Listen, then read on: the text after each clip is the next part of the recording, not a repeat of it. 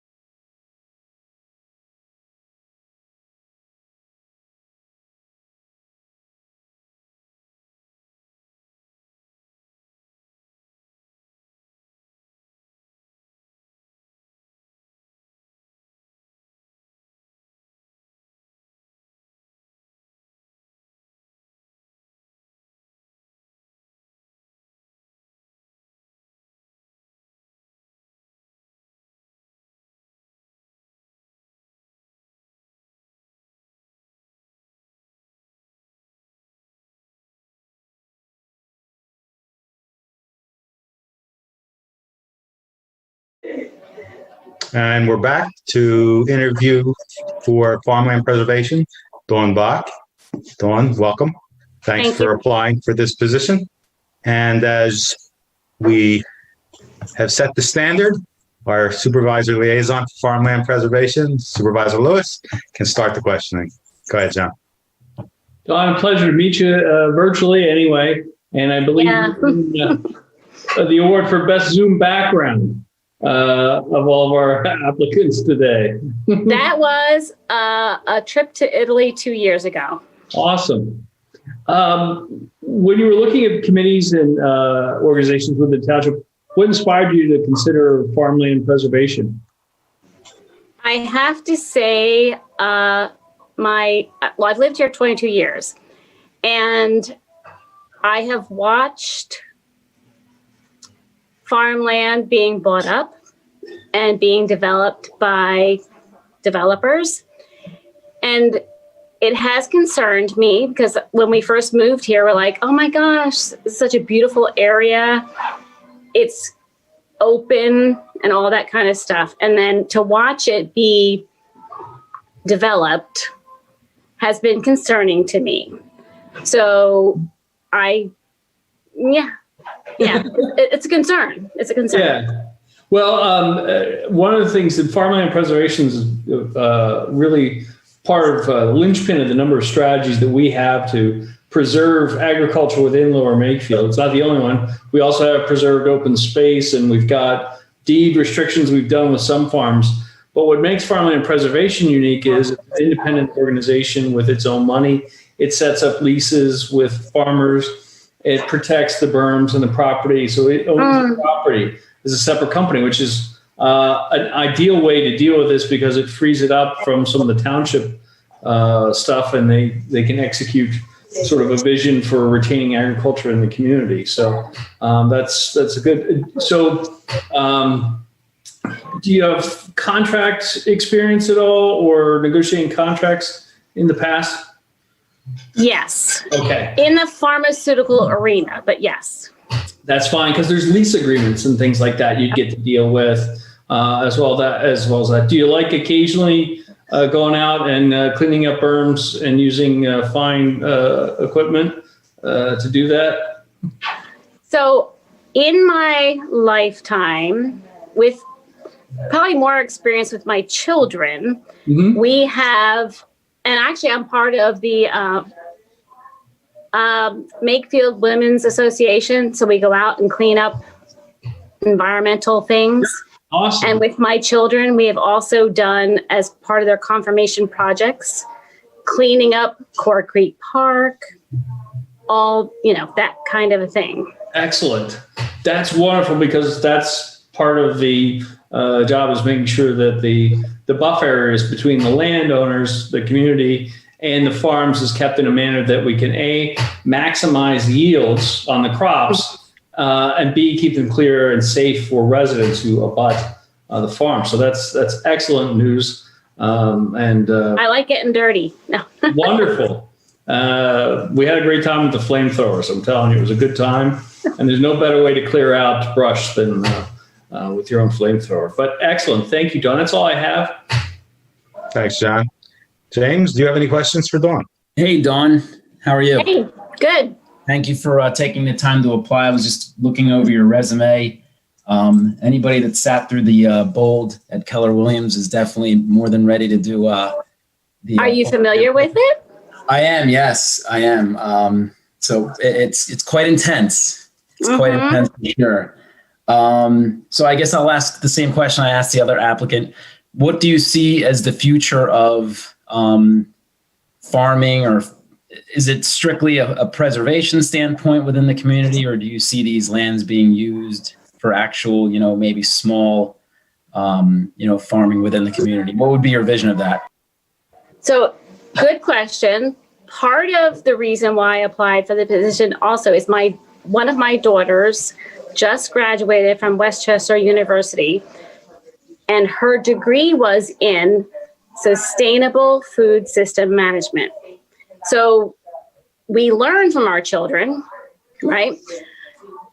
So she has made us more aware of what's happening in our environment and made me think differently about the things that I choose to purchase and use. So I just think that I want to make that contribution and feed off of what she might have taught me as my child, as an adult. Okay. Thank you very much. And thank you again for taking the time to apply. Thank you. Thank you, James. Suzanne? Rams. John is bonding over the Westchester University piece. Oh, okay, good. Yeah, no, I have no questions. Thanks, Dawn. Thank you. And I'm so looking forward to this. Well, so are we. So what are the next steps? Can I ask that?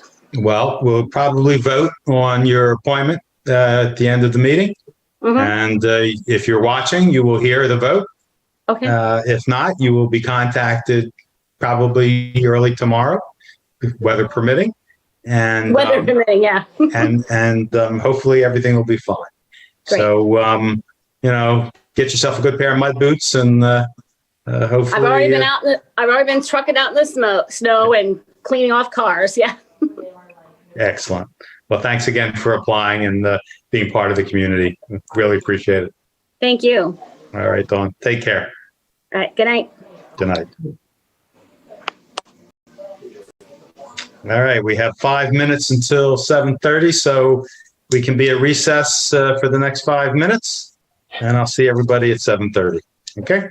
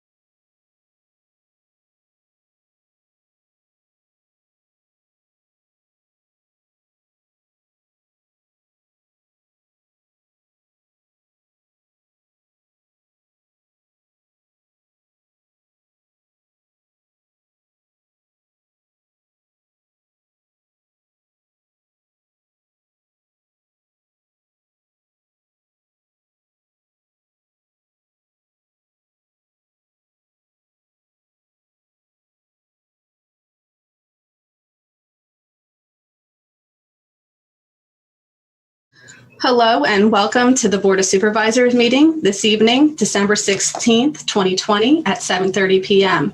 Today you can call in for public comment by dialing 646-558-8656 and enter meeting ID number 896-2778-7892, followed by the pound or hash sign.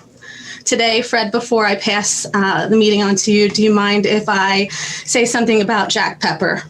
Not at all, Monica. Go ahead. So unfortunately, we lost another one of our maintenance staff on Saturday. He passed away. And I just wanted to, Jack is 21 years in at Lower Makefield Township, a lot of experience there. He and Brian were kind of like a duo, so it's really a great loss. Jack is a famous basketball star for Pennsbury High School in his heyday. And one thing that I have to say about Jack is he's really invested in basketball and sports and athletics. Oftentimes you would hear him with his son's games in his pocket because his son plays professional basketball in Italy. He loves his children. He's a really great hard worker, and we're really going to miss him. So I just wanted to acknowledge him and his time in, and what a great guy he was. Thank you, Monica. And before we call the meeting to order, if I have the permission of the board, I'd like to offer a moment of silence in his honor.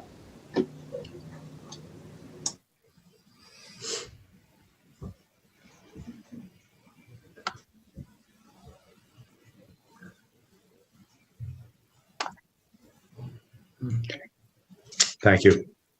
I now call this meeting of the Board of Supervisors for December 16th in session.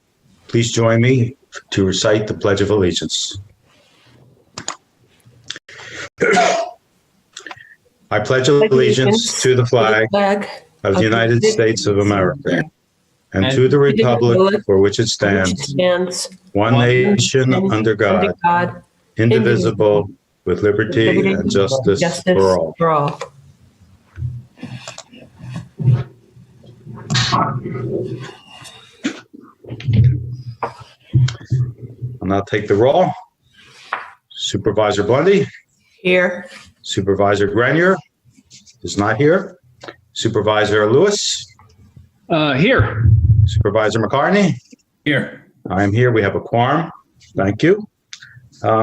Mr. Ferguson, do we have any COVID updates? No, I don't have an update. I think I just would like to point out, since we did have a call or two asking this question, that we would anticipate continuing on with virtual meetings. We've been looking at this obviously at a month-to-month basis. So the plan would be for now that will continue January in this manner. I would expect, just understanding the rate of community spread at the moment, that it's safe to assume that at least the first couple months of 2021 at minimum will stay this way. And as the vaccine gets rolled out and we see how that goes and its effect on the community, I think that'll obviously be something that we'll be talking about, with the hope of coming back to regular live meetings as soon as possible. Thank you, Kurt. We'll go to item 5, community announcements. The Park and Recreation's digital recreation opportunities are still with us, and the information can be found at the Park and Rec Department website at lmt.org. The EAC is holding a styrofoam recycling event on January the 9th from 10 to noon outside the Township building. And that's all I have. Is there any members of the board that have any announcements? Ms. Bundy. Yeah, for any resident who's not aware, we were contacted by PA American Water about the program that they are offering to consumers who are having difficulty paying their water bills during this, unprecedented time. Just want to make sure people are aware of that program, and that tomorrow at 4 p.m. there'll be a whole webcast on how it might apply to you. So if you're interested, you can go to their website, which is actually amwater.com/PAA/customer service. And that will give you more information as to either participate in the video or to find out by reading their website whether or not you're eligible. This is something of interest to you. Chair Weiss, I just would like to point out from Supervisor Blundy's announcement that information is also, we've placed that on LMT's homepage as well. So if you go to lmt.org, which might be easier to remember, you can see, and those links are right on our homepage there for residents to see. Perfect. Thank you both. Thank you. Any other members of the board with announcements? Monica, is there any members of the public or youth groups calling for announcements? No comment. Very good. In that case, we will move on to item 6, consider approval of the minutes of December the 2nd. So moved. Do I hear a second? Since I had to leave early, am I allowed to second or vote on them? You're allowed a second. Okay, then I second it. Any discussion? Hearing none. Monica, is there any public comment on the minutes? No public comment. Hearing no further comment. All those in favor of approval of the minutes signify by saying aye and raise your hand. Aye. Aye. 4-0. Thank you. Item number 7, Treasurer's Report. Ms. Bundy? Yeah, I'd like to make a motion to consider approval of the warrant list from December 7th, 2020 in the amount of $794,228.13. Second. Any discussion? Any public comment, Monica? No public comment. Hearing no further comment. All those in favor signify by saying aye and raise your hand. Aye. Aye. Aye. 4-0. Thank you very much. I'd like to make another motion to consider approval of the November interfund transfers in the amount of $926,647.41. Second. Second, Mr. McCartney. Any discussion? Monica, is there any public comment? No public comment. Hearing no further comment. All those in favor of the transfers signify by saying aye and raise your hand. Aye. Aye. 4-0. Thank you very much. Item number 8, our Sandy Run Road follow-up presentation. Do we have Michael Baker in the room? We're bringing him in now, Thank you. I think. Monica, do we have Jim? We have Jim and Joe Fiacco available as well.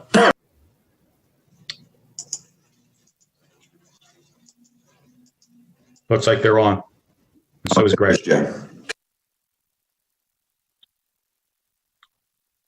Hi, Good Bill. evening. Can everyone hear me and see my presentation here? Perfect. Great. I'm Bill Torr with Michael Baker. We were here last month speaking about the Sandy Run Road reopening project. We have some updates. We've been coordinating with Jim Majewski on some of the estimated costs, as well as progressing our plans. Joined tonight by Chris Stanford as well. We went over this quickly last time, but just to reiterate, the project's happening along Edgewood Road. 3 main intersections, Schuyler and Mill, will both have mini roundabouts. Sandy Run Road will have a curbed median extension. The main purpose of the project is to provide access to and from Sandy Run Road, which is currently closed due to inadequate site distance. This will also have the added effect of traffic calming and safety improvements. There will be temporary closure of roadways with signed detours. The intent is to bid over the winter with construction beginning in the spring. And the average ADT, for reference, of Edgewood is just over 6,000 vehicles.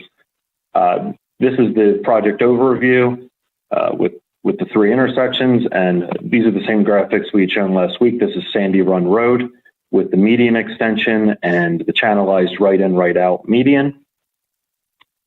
The mini roundabout at Schuyler Road, along with the pedestrian upgrades, and the mini roundabout at Mill Road, which does require some widening. We were asked by Jim to compile some cost estimates for two main alternatives and a few potential alternatives as well. Just to give an overview, some background on our estimate, all of the pricing information came from PennDOT's construction website. They have a great deal of bid history for all sorts of PennDOT standard items and special items. It's really the best place to go for this type of thing. Each estimate used the following assumptions based on the overall cost. These were coordinated again with Jim: a 10% contingency, 2.5% for mobilization, the maintenance and protection of traffic, which would include detouring and making sure that everyone, motorist and construction crew, are safe, is about 10%, and the surveying for the construction would be about 5%. I want to note, it's obviously been a very odd year for a number of reasons. So pricing since March has been pretty variable, and we used the average of as many projects as we could, but there's always the chance for variability when we go out to bid. We don't know what pricing might look like a month or two from now as compared to a month or two ago. So just want to provide that caveat. We discussed this briefly with Jim, but if there's any items that the township is interested or willing to do, it could reduce the cost, such as clearing and grubbing. I know the vast majority of the work will likely go out to bid, which is something to consider. These estimates include no township work, so this is assuming all bid work. And the last caveat is a lot of these decorative features don't have a lot of pricing history, so there is greater variability there. That being said, the first alternative, this is the low end alternative. This would use an asphalt pavement section in the center of the mini roundabouts. It would use flush asphalt splitter islands in the shoulder delineation areas that were shown in the concept plans. On top of those delineation areas, we would use heavy duty color pavement markings like you see on the crosswalk on the right, with a pattern and colored up to the township. There's a number of approved types and colors. And we would only be providing a mill and overlay just for the areas where the markings are going, to make sure that the pavement is new and that they adhere properly. Total estimated cost for the entire project under that scenario is about $483,000. Bill, it's Kurt here. Real quick question. You're not including in that estimate costs associated with inspections and what have you with the project, are you? No, this is strictly for construction. Oh, I just wanted to check. Thank you. The second alternative is just about the max cost. This would provide a concrete center median, like the one shown at the bottom. The color and the pattern of that median would come through the concrete. It wouldn't be a separate pavement marking. We would still be using the flush asphalt splitter islands and shoulder areas and the heavy duty markings. This alternative also includes a full width and full project limit mill and overlay. So remove 1.5 inches, put 1.5 inches of pavement back anywhere where we're working at each of the 3 intersections. So the cost of this one, due to the increased cost of the median and the milling and overlaying, is $671,000. The next few slides provide well, before I get there, this is a quick comparison of the two, just to be clear of what we're showing. Like I mentioned, asphalt ones or alternative one is asphalt, two is concrete. And the other major difference is the mill and overlay area. So that's really where that cost difference is coming from. The next few slides break down where that cost difference is coming from. The difference between concrete and asphalt for those two mini roundabout center sections is about $53,000. As we discussed previously, concrete has a higher upfront cost, but you can expect it to last quite a bit longer. So the long term, if you break it down per year, for instance, you might end up with a lower cost, but the initial cost is there. So the difference between those two is $53,000. The mill and overlay has a pretty significant difference. The areas of the splitter islands and shoulder areas are relatively minor, so that's $23,000. Whereas if we do the full project limits at each intersection, it's about $113,000 more. So we would just need guidance on what the township's preference is there.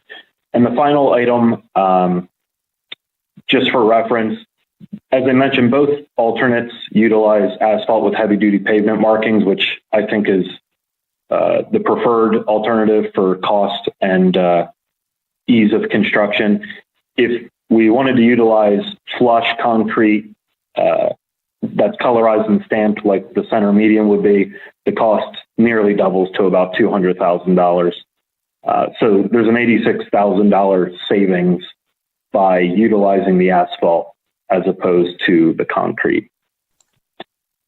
So there are a few things we need to do next. And as I've mentioned, we've been coordinating closely with Jim, but could use the board's direction.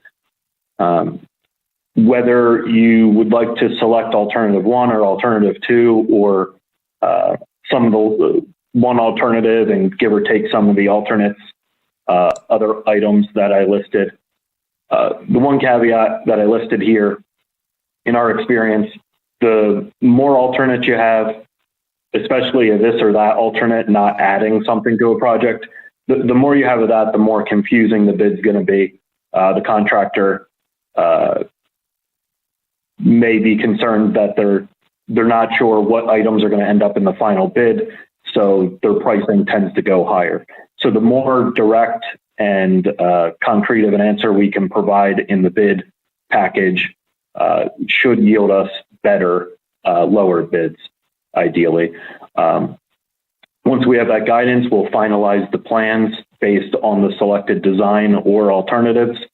And then we have begun preparing the bid specification, and that will be based on PennDOT standard items when feasible.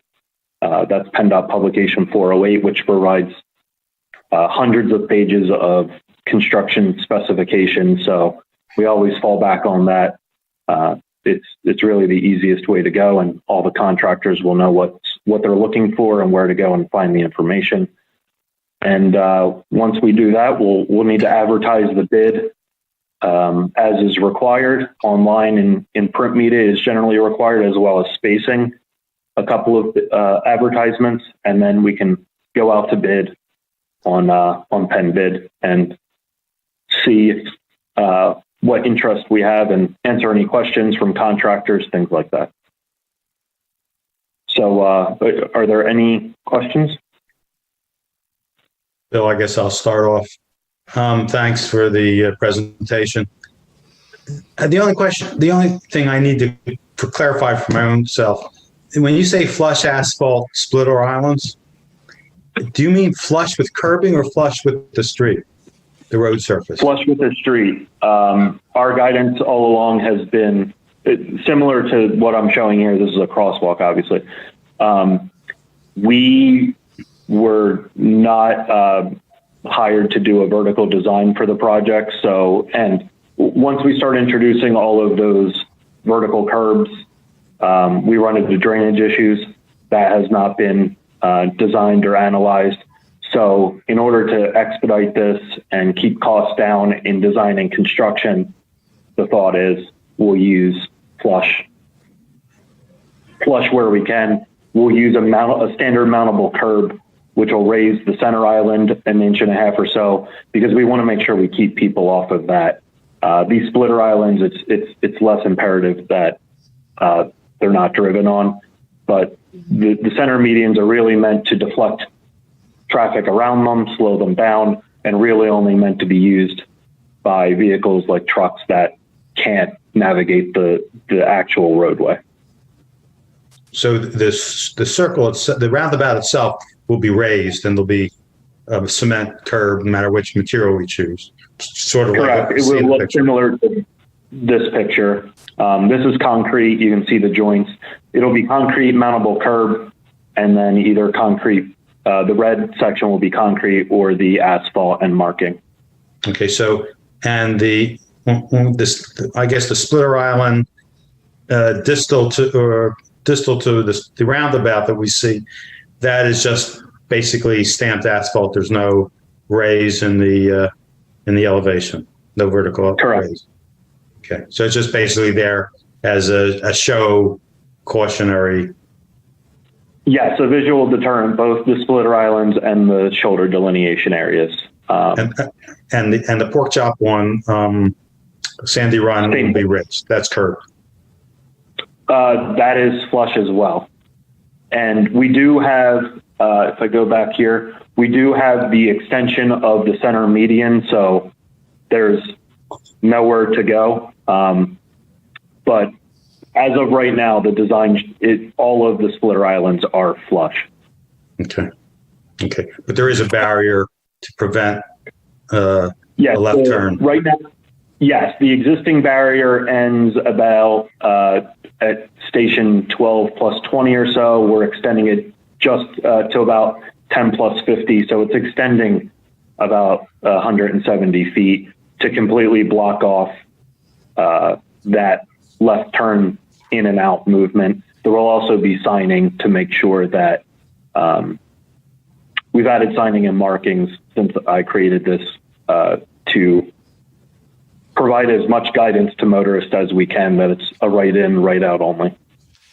Okay. Thank you. Ms. Ferguson.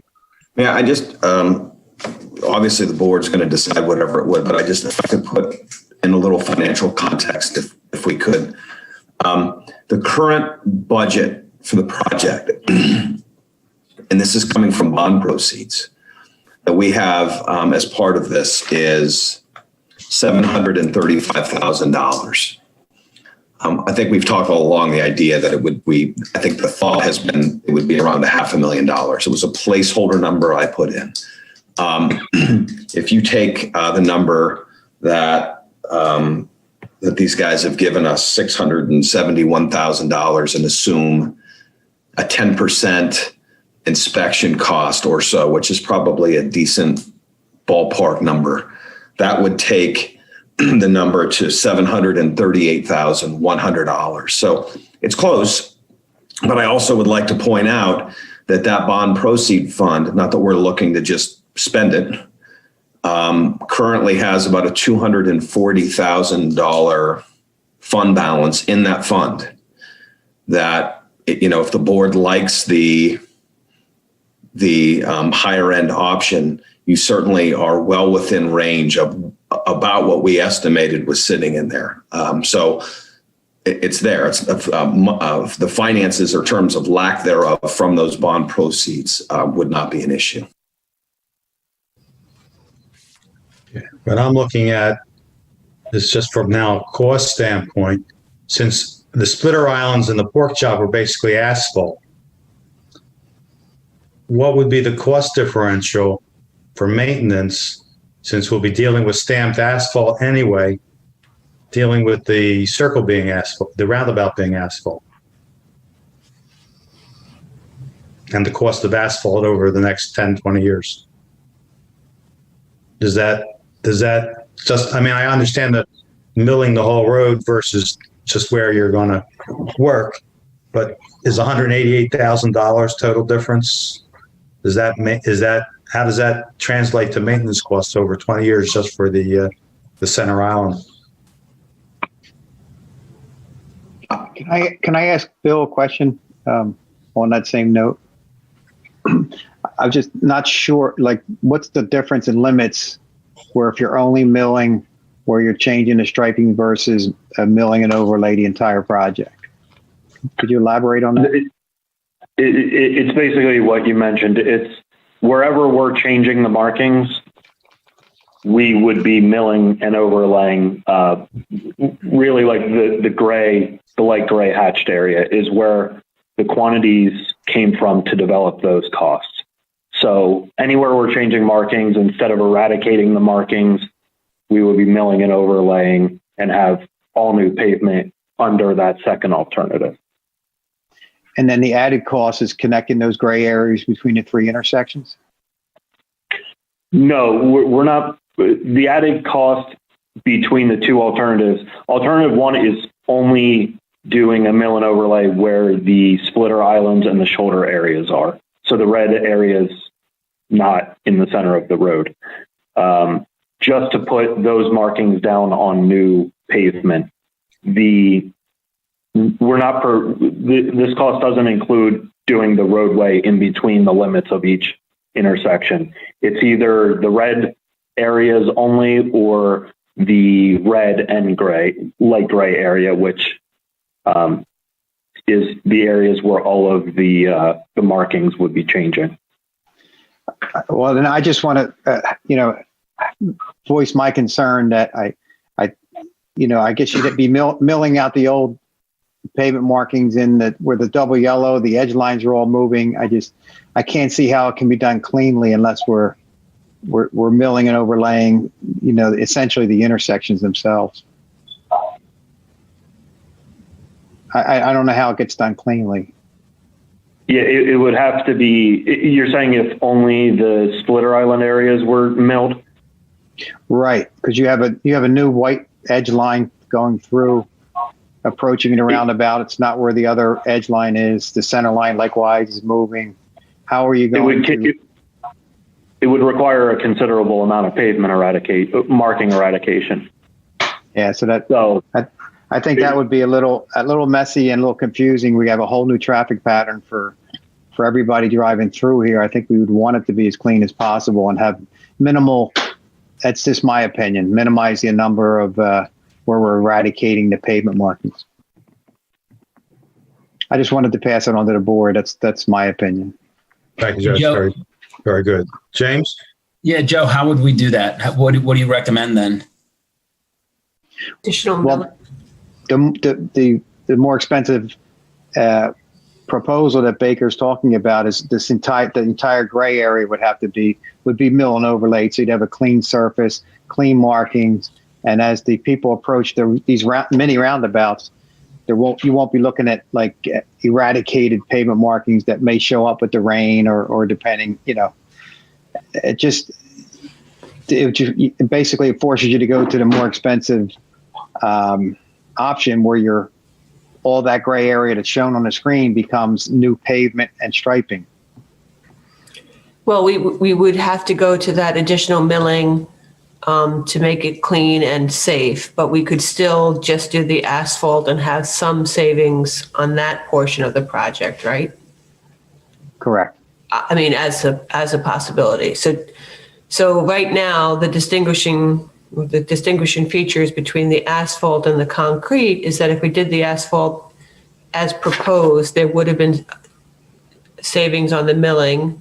That looks to be maybe not really the way to go. We'd want to do the milling whether or not we did concrete or asphalt to make sure that it was safe and had good visibility. So that would leave the potential savings to the decision to concrete the circle or asphalt the circle, I think, is where we're at. Clear as mud. I've made it. Right. Yeah, to clarify somewhat, you're right that the milling overlay is separate entirely from the material of the center circle island. So whatever material is chosen for that doesn't have a bearing on the mill and overlay. So what would be the difference in cost between putting just, with everything being the option 2, I think is what with the you had with the complete milling and the stamped concrete. But if we switch that out to stamped asphalt, what would be the difference in cost? Just that one change. It's $53,000. Okay. Fred, if I may, there's another consideration in that the road basically will need to be repaved probably sometime in the next 5 years. So if we only mill for the work that we're doing now, we'll have to come back later and be milling out and paving in a few years anyway. So it might be better just to do that section now. And that way you have a nice clean area, defined, paved, and that saves us for when we do eventually pave the road. Yeah, I agree. That sounds like the most logical way to go. It's just so basically there's a cost of $53,000. So basically we can look at alternate 2, and then decide whether we want to spend $53,000 for concrete in the roundabout.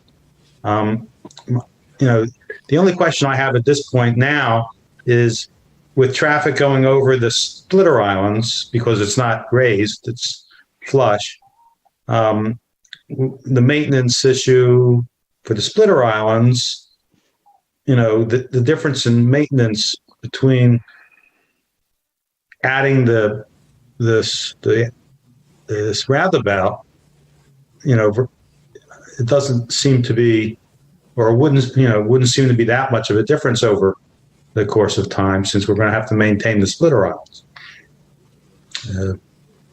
Does that sound logical, or am I missing something, Bill or Joe? Or the one thing I'll note is that the type of pavement markings we're proposing are heavy duty, so they are thicker and they do last longer, but they don't last forever, certainly.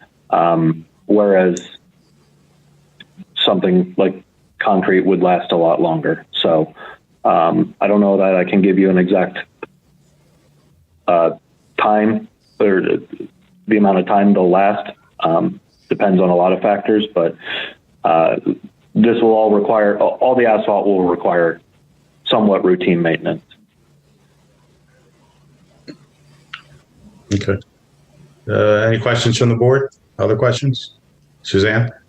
Andy, I like the asphalt, but it's very reminiscent of a project we undertook or tried to undertake and had to redo because of the seepage from the road.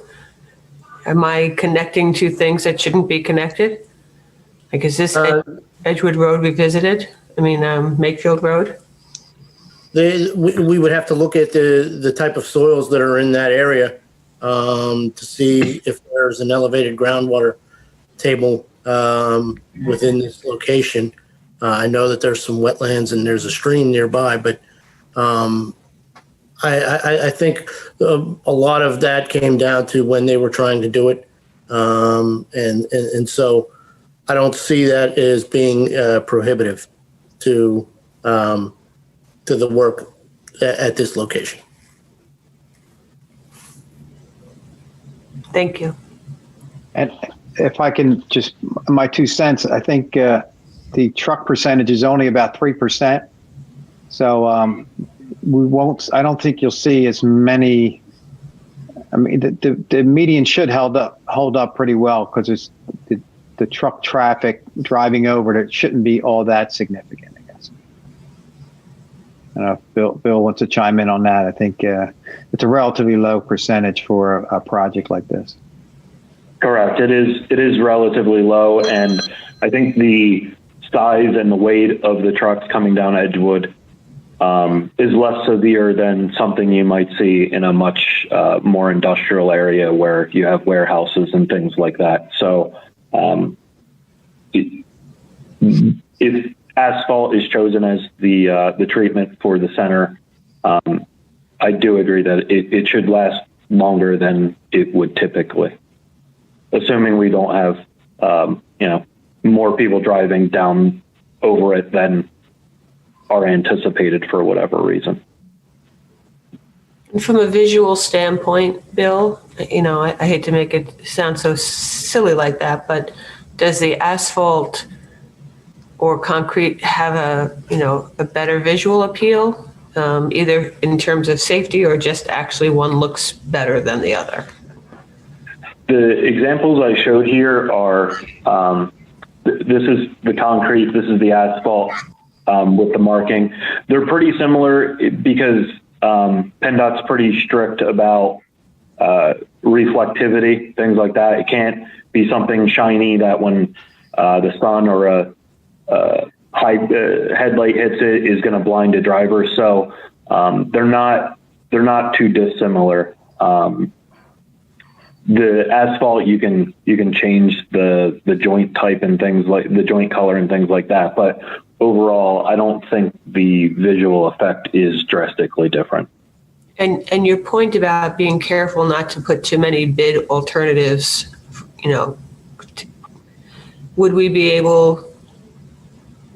would that hold if what we bid was milling the same, stamp the same, everything the same until we got to the materials for the roundabouts, and that we could alternate out between asphalt and concrete?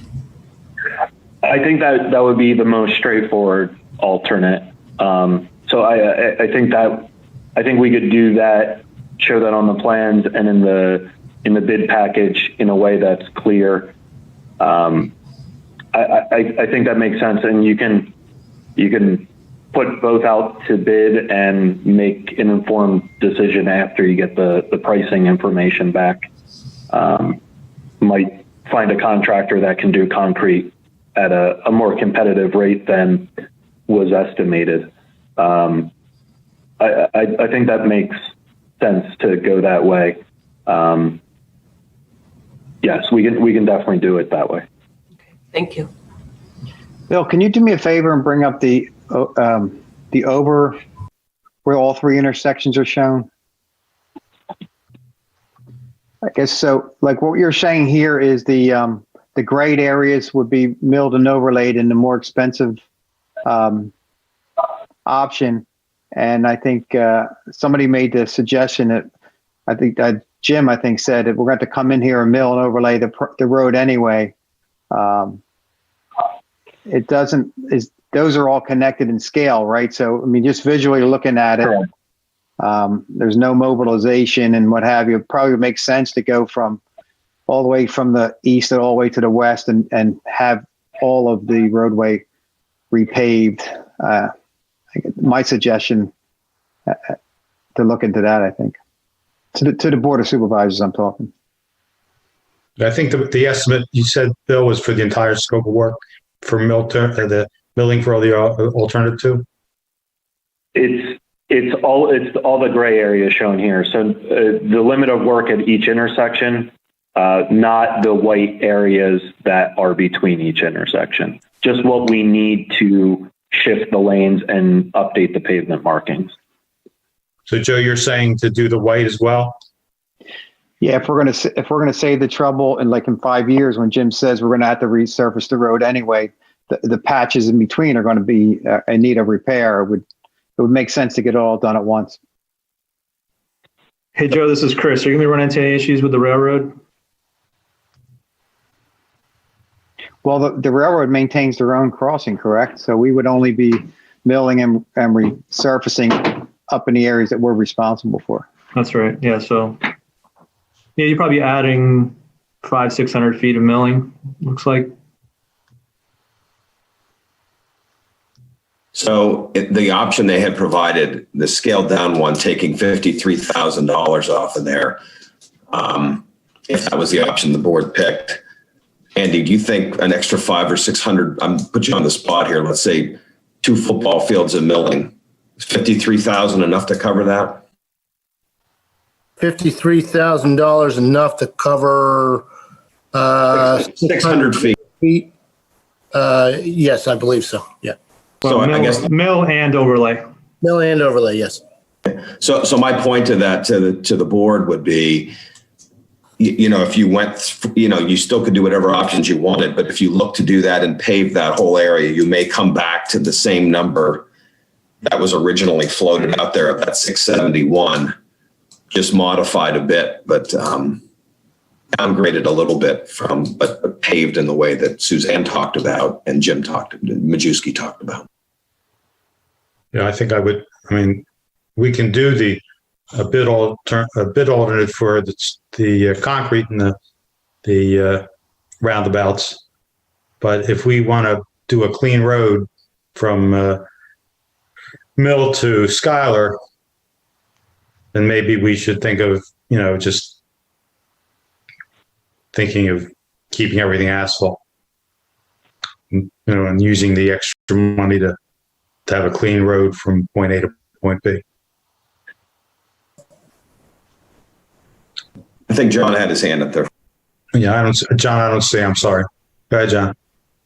So, in general, my thought is I want a cleaner milled surface from Schuyler to Mill.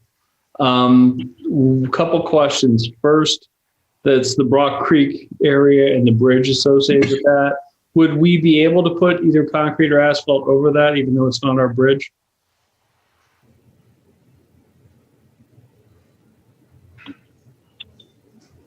If we're milling and overlaying, we can certainly do up to the limits of the bridge. I'm really not familiar with going over top of a non-township owned bridge. Okay. Chris, are you aware of that? My recommendation was just to stop on either side of the bridge. We don't know what the loading situation is. We don't know what the deck situation is. So I think safe bet is just to come up to each side of the bridge and, stop, skip over the bridge and keep going. And we're going to be PennDOT's going to review this heavily, so they'll understand how it will impact their bridge, and there shouldn't be an issue there, correct? Well, we weren't anticipating any PennDOT reviews, right, Bill? This is all township road. Correct. Joe's been coordinating with the district about the detours, but this is a township road, so I'm not aware of why PennDOT would need to review anything other than the detours. Okay. My only concern is to make sure that they know it's, we're going to be around it. And, I'm not asking for them to approve our design, but I just would presumably want them to know what we're doing. So, and they would, if we're going to ask for help with closure, they would essentially know that. So I'm not suggesting that they have to approve the design. I'm just saying, as long as they're kept in the loop, if they were to see something, that they would say something to us, I think. Would that be correct? And we would share that with them, or we would get the designs as part of. If we're proposing to overlay their bridge, we would definitely need to get PennDOT's approval. If we were stopping on either side of the bridge, we would only need to deal with them for the detour issues. Okay, but even if we did with the detours, they would know what we were doing and they'd have the plan so that they would be kept in the loop, right? Just in terms of, they would be able to see it then. Right? Well, when you say PennDOT has 1,000 engineers work into it. But, the people who coordinate the detours would be the ones who would approve us using the state highways for our detours. But I wouldn't say that they would share this information with the bridge engineer or the maintenance people who are responsible for maintaining that bridge structure. Okay. Unless we ask them to. And I'm suggesting that, that might not be such a bad idea, and certainly ask the board. I'm not saying, hopefully it wouldn't cause us any delays. If we told them, hey, we're going out to bid with this, we just want to keep you informed. I would think the folks in the district office would be okay with that. And if they saw something, they would give us a heads up. The other question I have would be on total lifespan of the concrete that we're talking about. If it's concrete from Schuyler to Mill, with the exception of the bridge area, which we're not touching, that would have presumably a 40-year lifespan, right? Which areas are you talking about would be concrete? The center islands? Yeah, everything that's concrete, right, versus asphalt. We should be assuming 40-year lifespan or more. I think that's reasonable. But as I mentioned, the cost for both alternatives only included, or for alternative 2 only included concrete for the center of each roundabout. The concrete cost for all the splitter areas and the shoulder areas was not included. That was the additional 80-some thousand that I referenced on the one, where is it? This area. So, including all of the other areas as concrete was not included. And when I say other areas, I'm talking strictly about the red areas. Can we go back to the comparison of the 2 alternatives, just so that we're sure. Oh, there we go. So everything that is roadway that is not part of the marking type or the mini roundabout pavement section, that would be asphalt in all cases, right? Correct. Okay, good. And our sense is we all agree that we should mill and overlay as much as possible, right? Then the question becomes the section that's the marking type and the mini roundabout section, we think an option is that should be concrete of some form versus asphalt. And the question I'm thinking about is, if we think the concrete one's going to last 40 years and the asphalt would last, say, 30 years or 25 years, and we just isolated the cost between that section of 1 and 2, and we thought about what the replacement or repair placement value would be, after 30 years, we could make an assessment of whether we think one has a lower total cost of ownership, right? Correct. Okay. Based on what we've talked about so far and your rough hunches, which one do you think has a lower total cost of ownership over 40 years? It would probably be the concrete. If you would prefer, and we could solicit bids for asphalt and concrete for both the center islands and the other delineation areas as well, and we could get the pricing for those if the board prefers to do it that way, and then you could make the decision based on actual cost instead of estimated cost. Right. Is your concern that if we give too many alternatives, we won't yield the best bid price? Correct.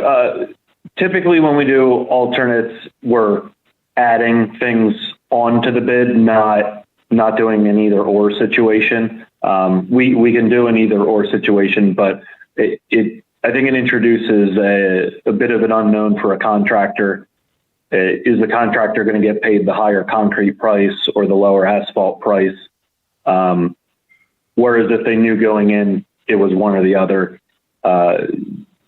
maybe the pricing would be more competitive because they weren't worried about losing out on a higher value item.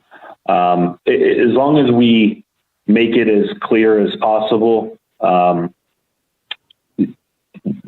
think we should be okay. It's just, I think it's beneficial to limit the amount of alternates we have as much as feasible, just for clarity of the plans and clarity of the bid. Right. And so the alternates now, if we all agree mill and overlay the whole area, the only difference is the marking type in the mini roundabout pavement section, right? Correct. Okay. The heavy duty thermoplastic can you tell me a little more about that material? Sure. This is a recent installation on one of our projects in the Lehigh Valley. So it's a pavement marking that's set into the asphalt. It has a thickness to it. It's about 150 mils, which is about 3.5 millimeters, I believe. So it has a thickness to it that you're not going to get from a typical pavement marking. So it lasts a lot longer. the color lasts a lot longer, especially in these decorative applications. You don't have to worry about a uneven wearing because as it wears, the color is still there underneath. So it's a really nice product. It's something that is becoming much more widespread than 5 or 10 years ago with streetscapes and things like that. So it's something that I would say more contractors are willing and capable of installing than would have been a handful of years ago. And when you go back to your slide 14, right, you're at, or the comparison, I guess it's your 12 or whatever, there to 11, sorry, my bad. Do you think that's a better choice than stamped concrete if that was the only between that choice, those two choices? I think in terms, and Jim and I had been discussing this briefly the other day, I think in terms of ease of construction, I think the asphalt and the thermoplastics is easier. We're not once we go to the concrete, we have to excavate the pavement, we have to form it. There's a lot of geometry and detail work involved in that, so the construction is going to take longer and be more expensive. I think our preference has been the heavy duty thermoplastic over the stamped concrete for those areas. Okay. And maybe I'm overthinking this, but if that's not such a large portion of the area of the project, the cost for repair wouldn't be that bad. So it might not be that big a trade-off, or would it be? I guess I'm asking for some certainty here. The maintaining the asphalt, the splitter islands, it's not, you're correct. They're not huge areas by any stretch. I can go back to the picture here. For instance, at Mill Road, it's only a small percentage of the overall roadway. So ideally, they're not being driven on much, if at all, so they last longer. So the maintenance shouldn't be, it's not like a typical pavement marking that's going to get run over all the time, like a stop bar or a crosswalk or something like that. Okay. So that suggests then that maybe on that section, there shouldn't be as big a difference in cost of ownership, right? Because again, we can't be certain here, but I'm just on that. Okay. Yes, I think that makes sense. Concrete's going to cost you more up front. It'll last a little longer, but the areas aren't huge in that it's a ton of material or labor as opposed to doing the center islands, for instance. Okay. So the question is, does the board have broad consensus that we would do the only alternative would be whether there's cement in the center portions or not? I guess I'd be asking my fellow board members then. Well, I think from the questioning and the line of questioning, how the direction's going is that we want to mill the whole road from Schuyler to Mill, and the only question now is what will be the material of choice for the roundabouts. Are we agreed that we want to keep asphalt for the splitter islands?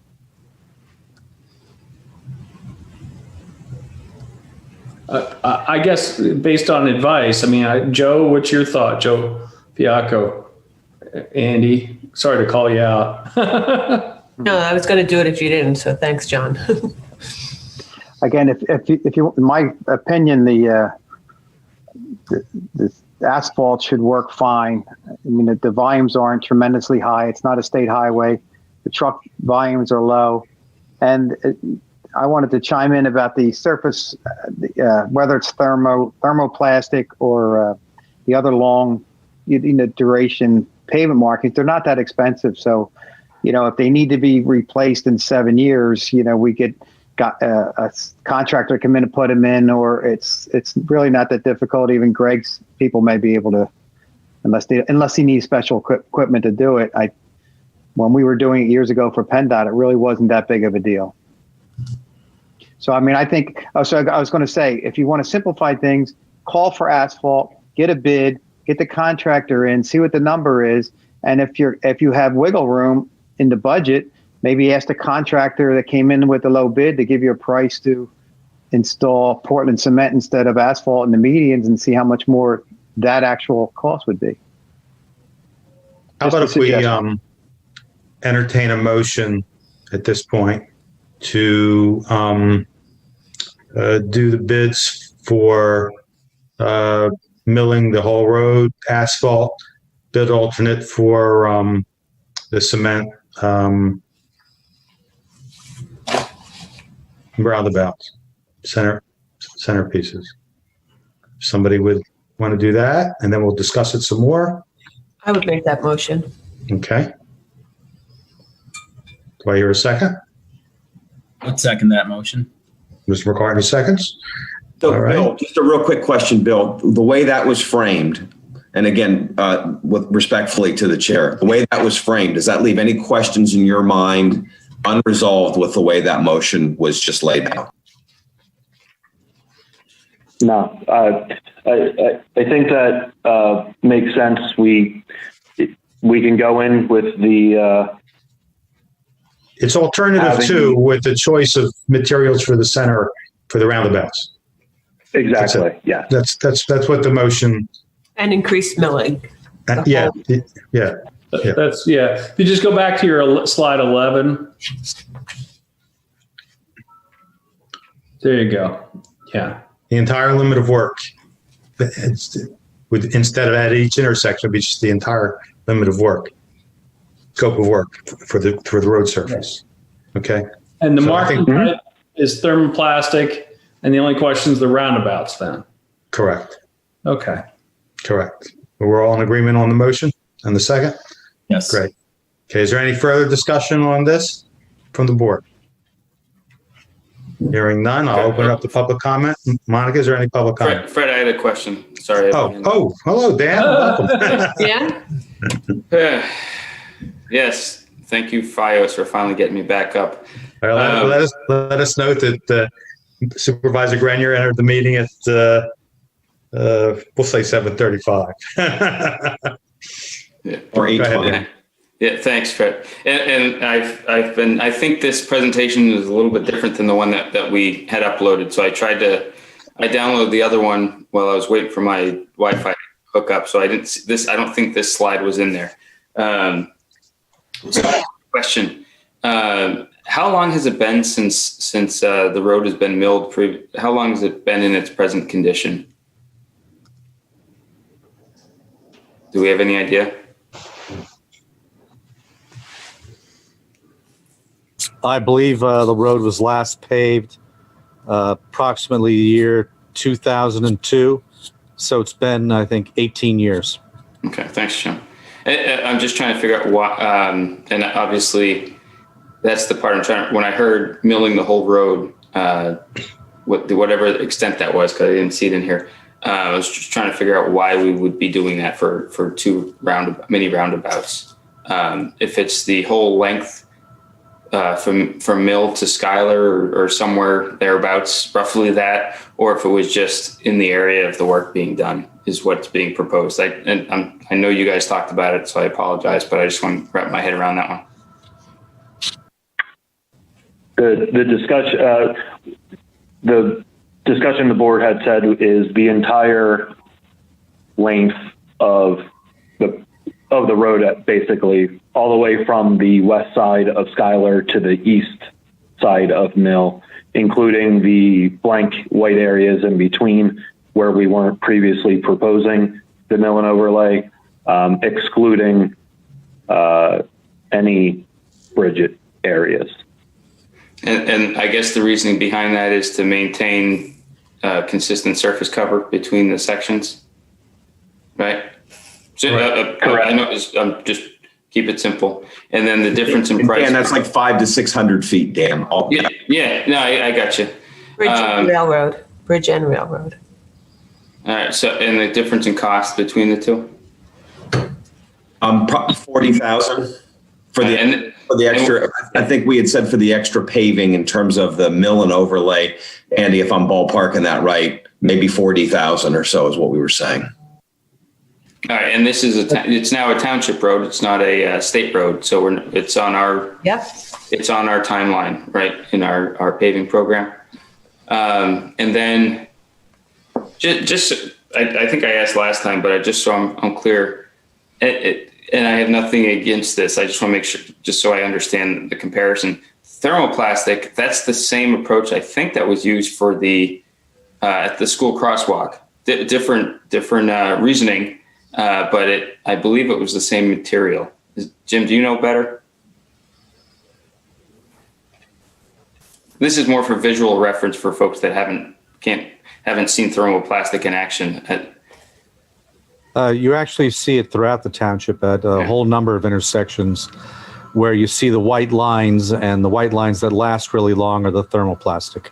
Yeah. Okay. All right. So we get that whole section covered.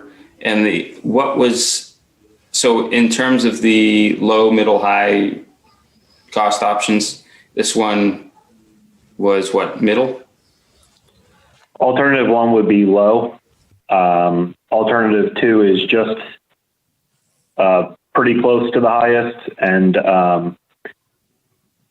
so what the board had discussed would be alternative 1, alternative 2, actually. So the full limits of mill and overlay, the concrete median would be an alternate item. The asphalt center would be the base of the bid, and then adding the additional mill and overlay areas that were just discussed. So where does that come out? That comes out somewhere between alternative 1 and alternative 2 then? Sort of a hybrid? So I was right. A hybrid. It'll end up, we don't have an exact estimate. We weren't aware of the interest in that. But it should come out closer to alternative 2. So it'll be over 600, do you think, versus closer to low fives?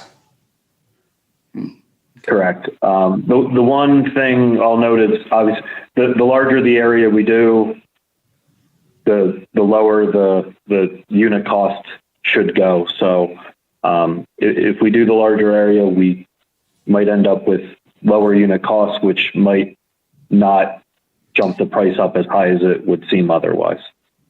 Okay. And if we didn't do the full mill and overlay on this, it would be, what did you say, Kurt, 40K less than whatever the hybrid number is?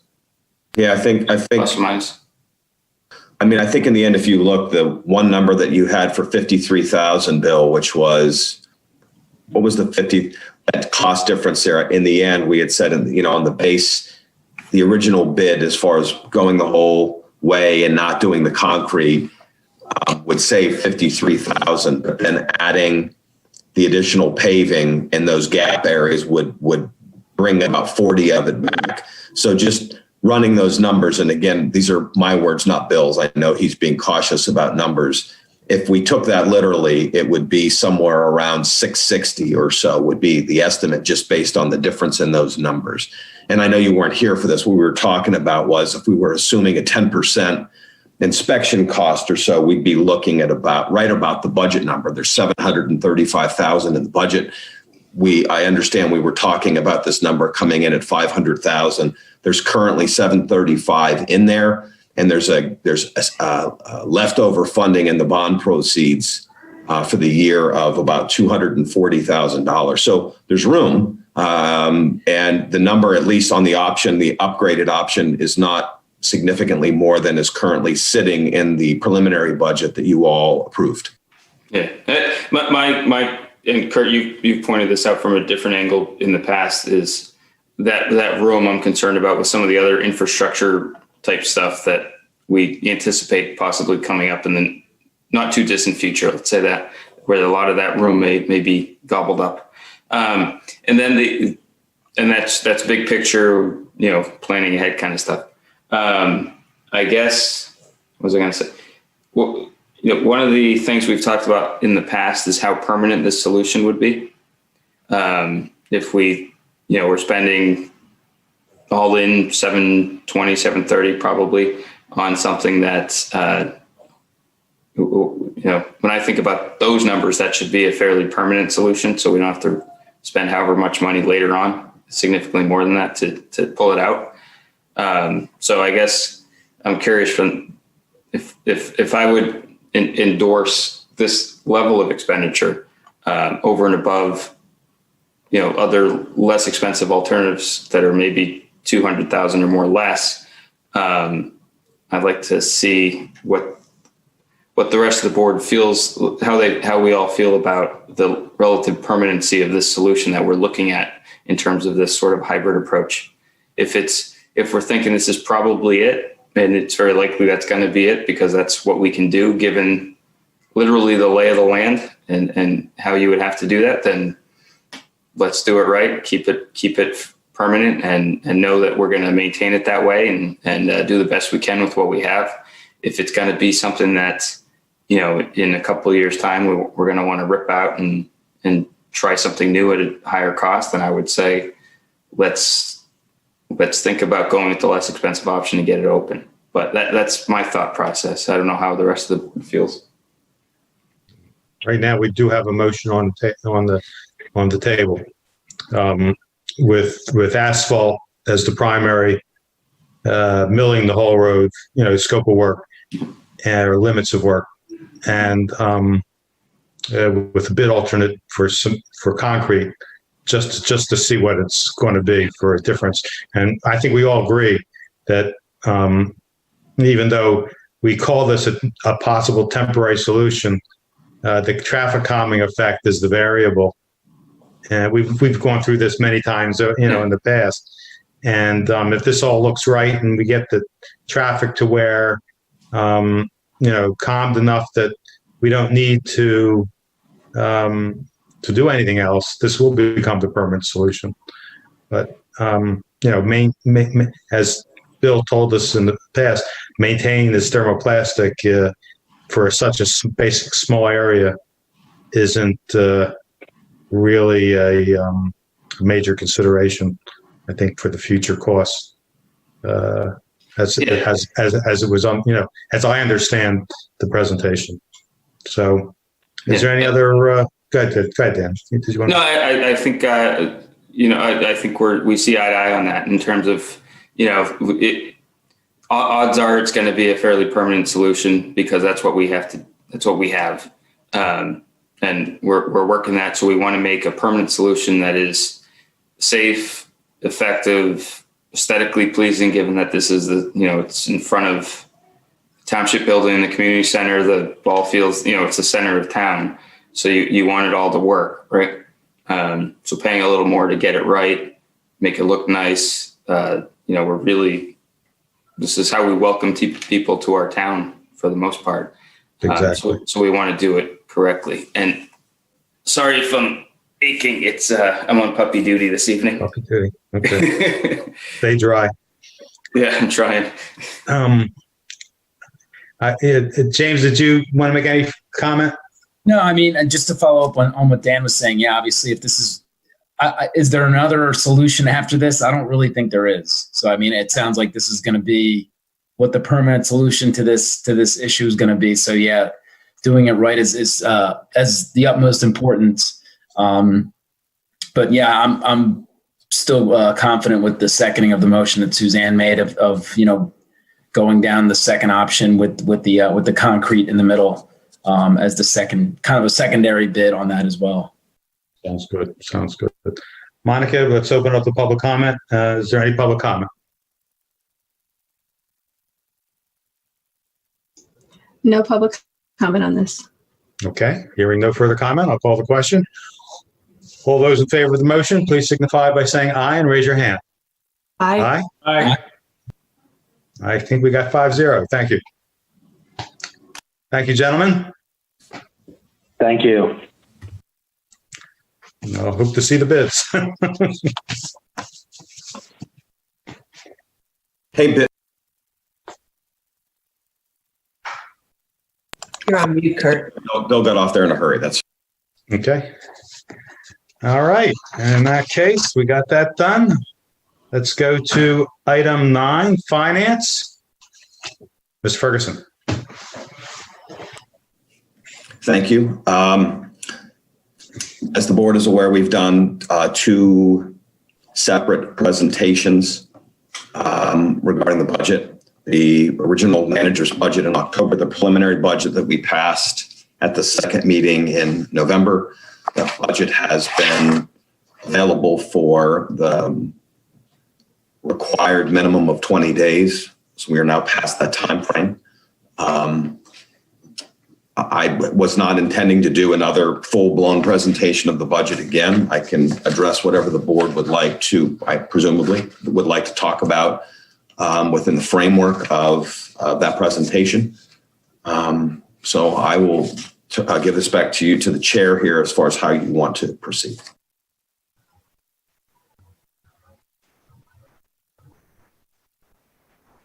You're muted there, Fred. Sorry about that. Just about to get a drink of water. We'll go with item A. We'll consider approval of resolution number 2428, fixing the tax rates and special levies and adopting the 2021 budget. So I will entertain a motion. So moved. Do I have a second? I'll second. Okay. Any discussion? Mr. Ferguson? I apologize. So there probably should be something I say here. So the resolution itself, as you all are aware, outlines the millage rate. So as has been said in both of the previous discussions, that has no increase in it. It would stay at its current rate, divvied up into 7 different funds at 21.01 mils. There's no other increase in sewer rates. We do have a separate fee resolution that will be coming, that you all received a memo, the resolution and a memo from Mr. Majewski regarding some changes that he can talk about with that resolution. But this would keep everything we have the same. So I'll leave it at that.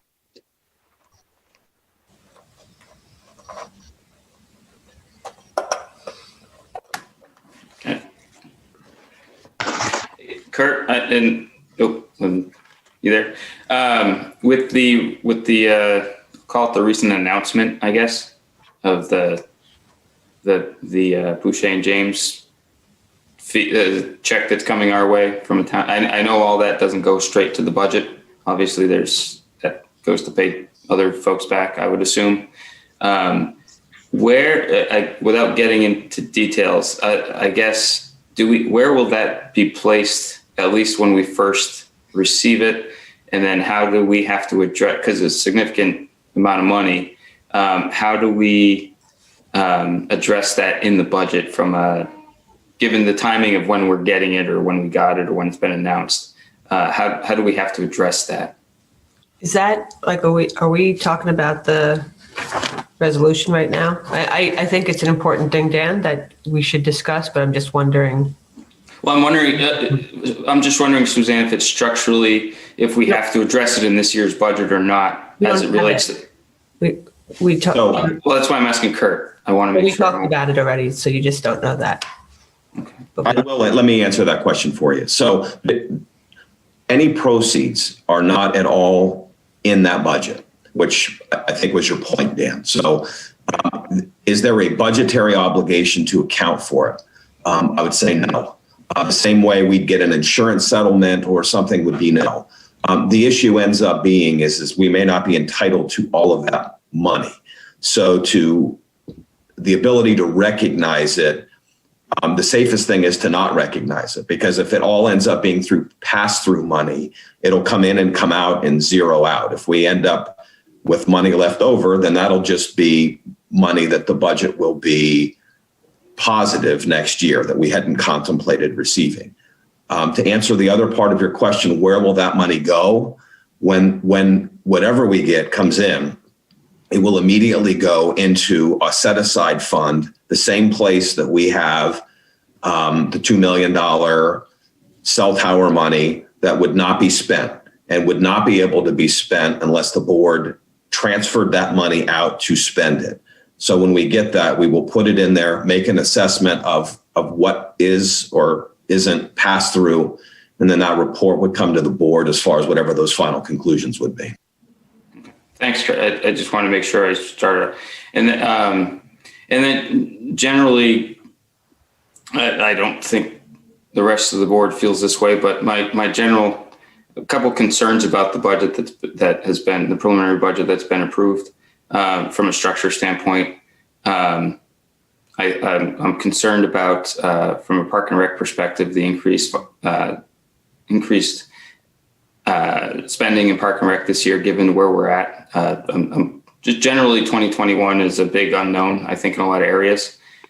And I would like to see, basically following, not to put words in your mouth, Kurt, but some of the accounting principles that we've tried to enact the last 2 years about paying for things out of specific funds that are related, which I appreciate a lot. Don't get me wrong. So I would like to see the additional money going to the pool rather than coming out of the general fund, dealing with that through Park and Rec as best we can. Similarly, actually like the idea about setting up a separate fund for the golf course to track the golf course, not increasing a millage, but shifting it from, rather than paying for it through the general fund, accounting for it through a golf fund and shifting whatever we need to shift there to cover that so that we can then track it over the long term, just for accounting purposes. I would be more comfortable doing that than the way we have it structured now. And I think the positive knock-on effect is that it might give us some breathing room in the general fund from a millage perspective in case of emergency for raising millage in the general fund. And that's something we want to do. But it would give us a little breathing room to not have to go to the state for approval to do that, because it would just give us a little bit more. In 2021, I think is still a bit of an unknown year given everything that's going on. I think come September, our status, I guess, or how we handle things will be much, much different and hopefully very positive. I did see I don't know if anyone saw the press release from Aqua and Business Wire saying that they kind of saying out of the goodness of their hearts, they were giving us money up front to cover our debts, which wasn't really psyched about the way they worded that, but that's essentially what we're doing.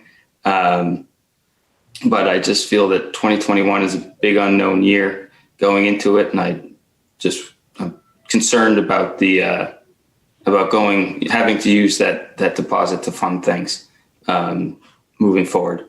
So we talked about that a little bit last meeting, but just wanted to make sure that was clear on my end. Thanks, Dan. Any other comments from the board? Mr. Lewis? Yeah, I agree with those. The one area I have a lot of concerns, but I definitely agree with all of Supervisor Grinder's comments on that. We're horrifically underinvesting in our roads, and I think we need to do something about that. And we've had this a couple of times before in the past.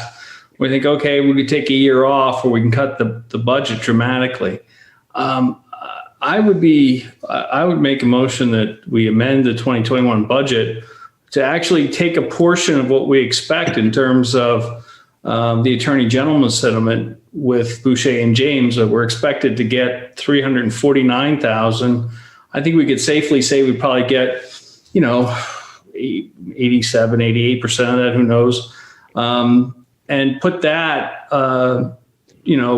take an increase in the general fund revenue department, 380 miscellaneous revenue, to reflect an expected reimbursement, and then a transfer expense to the liquid fuels from the general fund. Potentially that'd be about like $307,512. Then we could include Silo Road, Jacob Drive, and Inverness on our 2021 road repaving plan, and potentially include Ashbourne, Dorothy Drive, and James Court as bid alternates. And that would allow us to get a perspective on this. Again, we're not locked into spending the money on any of the bid alternates, and it's very possible, given where we are economically, that we may actually get very attractive bids for those roads, and it would keep us on track for where we need to be on that. So that, I'd like to make that motion. Supervisor Blundy, do you agree to the amendment? No. Okay. I'm fundamentally uncomfortable with spending money we haven't received. And, there's so much unknown in terms of that money. We're going to have to try to match it back up to where it was that the overbilling occurred, and then determine if in fact we owe refunds, if those projects were grants, if they were county, state, or federal grants. And, my husband's probably laughing that I'm the fiscal conservative, but I just don't understand how we could be spending money we literally don't have, and we don't know. I hope you're right, John. I hope that we get that percentage that you're guesstimating, but I'm uncomfortable doing that today. So, and sort of a response to that, we're doing that definitely with the $3 million. So this isn't a new activity, but I would say this is actually at least money we're, contractually obligated to get, and odds are we will get a fair portion of it. That being said, I don't think I got a second on it, so I don't know if does my motion fail? There's a motion pending, so it would have to go through the amendment process. So so the original motion is still on the table. Right. So is there any further discussion on the motion? Very quick follow-up. Sorry for Kurt. I understand what Supervisor Lewis is trying to get at, but I agree with Supervisor Blundy about being careful about spending before you know exactly what's going to be there. That makes perfect sense, right? That being said, purely hypotheticals, we get some number that's a good number, maybe 300, 350, 250, whatever. Those are good numbers relative to being able to use that money, if that's what we're able to do. At some point during the year, maybe it's before we get final bids in on something that we're doing. And we might want to add something to it, right? Like a bid alternate for additional let's use paving as an example. The timing might be off on that, but could we at that point in time add it to it and go from there? If we look back at the tape, John, I apologize. You'll see me shaking my head when you were talking about the transfer, and it wasn't about your desire. It was about the way you framed it. So I want to clear up, and this will answer your question, Dan. If the board was going to go and use any money outside of liquid fuels money, which is state money, you would not transfer that money into liquid fuels. You would actually do that as part of the road paving program, but not part of the liquid fuels allocation. Okay. I'm saying that for context to give you this answer. When Andy goes to PennDOT with a list of roads, it is to get those essentially pre-approved because you're using state money. In the end, if you were to add additional roads and have money that was outside of state money to be used, it would not require that same process because that's not liquid fuels allocation to do that. So my point to you, Dan, in the end was, and I will add one more thing to what Supervisor Blundy said. One of the other things that we'll have to examine is if any of that overbilling occurred to developers. Right, escrow stuff, right? Right, so escrow stuff, right? So in the end, if we were to get that in January and we were to make that conclusion, and if the board wanted to add additional roads to that paving program, it would fall outside of liquid fuels. My only question for Dave would be is if we were to do that at that point in time, I don't know whether that would require the limits as far as how much we could change in a liquid fuels paving is 10%. I don't know that budgetarily we would have the ability, just as using Dan's example, that we add 150 or 200,000 to a bid that we have not budgeted for at that point, or that is not allocated in that budget, because that actually would be coming from the general fund, not from the liquid fuels fund. So I guess my point in the end is if we bid it and we got that money, I have to think about in the end, if you did an authorization of a bid for money that came in that wasn't expected, I don't know that we would have to amend our budget, or would we? That's a legal question. Yeah, I don't know that off the top of my head. I was actually had the code out here. I mean, there's an amendment process in January, but that's not. It doesn't necessarily anticipate what we're talking about here. But let me say this to Dan's point and to John's point as well, regardless of, the $3 million that we're talking about. The budget as it currently stands has a fund balance of somewhere between $2.5 and $2.6 million. The other help that money would give us, absent roads, would be is whatever we kept. If in the event that the sewer didn't close and we needed to give back $3 million, that would push us in theory from, say, $2.6 million fund balance to potentially whatever the difference is, 2.8, 2.9. So we would be covering that gap in the event it didn't close. But again, I can't answer off the top of my head about adding to the road program. That would be a question. And if we had to open up an amendment process or something then, but again, that'd be coming from the general fund. So I don't know if I gave you clarity there, Dan or John or Bill.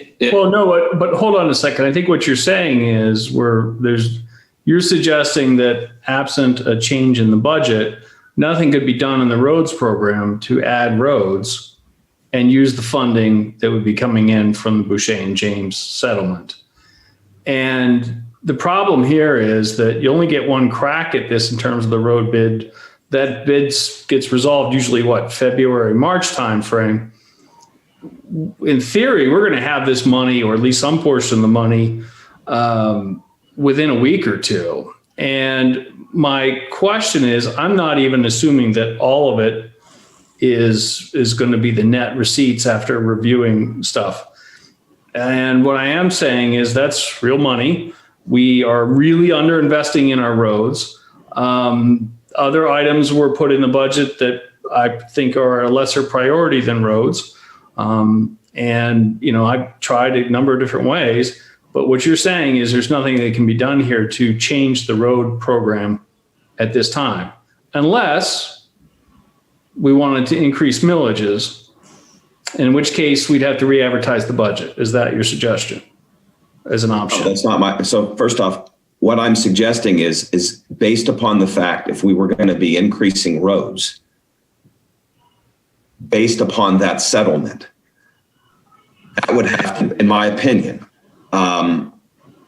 I could not sit and say that you could change the road program to that extent with proceeds received, let's just say, sometime in January. And I'm sorry, there's Dave. So I'm saying here in the end that if you're going to add roads to the road program, and it's not in that liquid fuels money, then it comes under different regulations than that state money has. Okay, so let me just stop because the amendment has died because this discussion is now irrelevant to the motion. Supervisor McCartney, did you want to make a? Yeah, just two quick points, Chairman. Dave, just to confirm, if say by chance we get this money for Christmas, first week of January, we can amend the budget as of January, correct? There's a process to amend the budget, but not necessarily in this manner. That's what I have to look at. No, and I believe the only time you can amend the budget, Dave, is if there is a change in elected officials, correct? Generally, that's true. That's why it's done in January, yes. You have to reopen the whole budget. So it's a complete different process. Got you. Yeah. That's all I had, Chairman. Thank you. Okay. So if there's no further discussion on the on the motion on the table. Monica, is there any public comment? Yes, Mike B is on the line.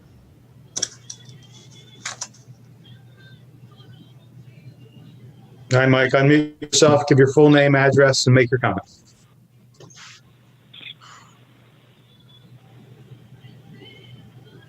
Go ahead, Mike. Mike, you can press star six. Sorry. I just got through. I'm sorry. Yeah. Hi, Mike Droback, 1419 Silo Road. I spoke to you guys a few meetings ago whenever the budget was introduced. I spoke to you about the road repaving program. I highlighted to you I'm sorry, I've written to you 10 days ago to the board and to the township manager. I will assume that everybody read that, and I would respectfully ask that email to the board and to the township manager be submitted as a part of the record for this meeting, so I don't have to repeat all those comments. The highlights in that memo reflect that the board is reducing the road repaving program to the tune of about $300,000, 1/3 of the budget from the prior past couple of years. It also is reflecting that the board will only continue to pave somewhere in the neighborhood of 3 miles of road in Lower Makefield Township per year, which would put us on pace, the township on pace, to only repaving roads on average every 40 years or more, which some roads will obviously have to be done sooner than that. So some roads will be much longer than 40 years old when they get repaved. All studies, you can look at some of the studies I provided you, will suggest to you, and Mr. Ferguson has supported, that 20 to 25 years is generally what asphalt roads should be done at. So I will say that I thank, again, Mr. Ferguson for the time he spent speaking with me. I appreciate that he acknowledged my points are accurate, and this warrants and deserves further attention. I'm, though, likewise disappointed that a budget would come forth that is inadequate and not be deserving of further conversation of our Board of Supervisors. So I would ask, as I close here, 2 questions to each of the board members, if you don't mind responding, is, do you support a program that on average would result in 40-year-old roads in Lower Makefield Township? So continue doing 3 miles per year. And then secondly, do you support a program that results in a patchwork of paved and unrepaved roads scattered throughout the township, which is what has been occurring and will continue to occur as we move forward? So thank you. Those 2 questions I'd love to hear from each of the supervisors separately. Thank you. All right, Mike, thanks for your comment. I can give you a quick answer on both points, and the answer is no. No, we do not approve of 3 miles a year. No, we don't approve of patchwork. We would love to see a much shorter span of road improvements and maintenance in the township.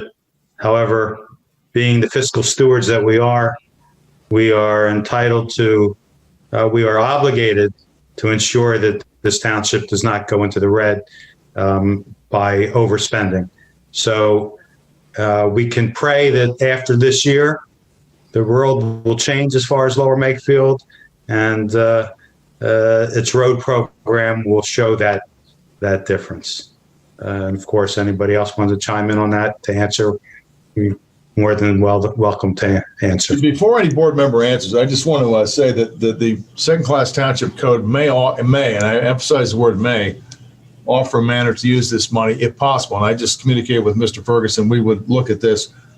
It does allow under section 3202E for supplemental appropriations. I don't know whether that would be appropriate in this circumstance. That'd be after the money comes in. We'll take a look and try to determine that. Obviously, we'll have to see what the amount is and whether that would be appropriate and whether this is the manner to do so. But I just want to cut that in before we get too far along. If there's a way to do it, we'll be happy to do it. I'm sure nobody can object to that. John, did you want to chime in?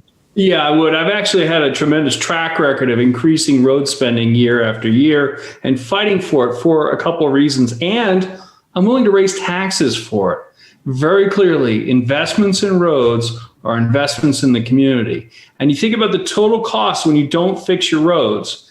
Think about the people who blow out tires each and every year, or who have accidents or road repair or alignment issues with their car. No one thinks about the total cost of that. It is far higher than the investment in actually fixing our roads.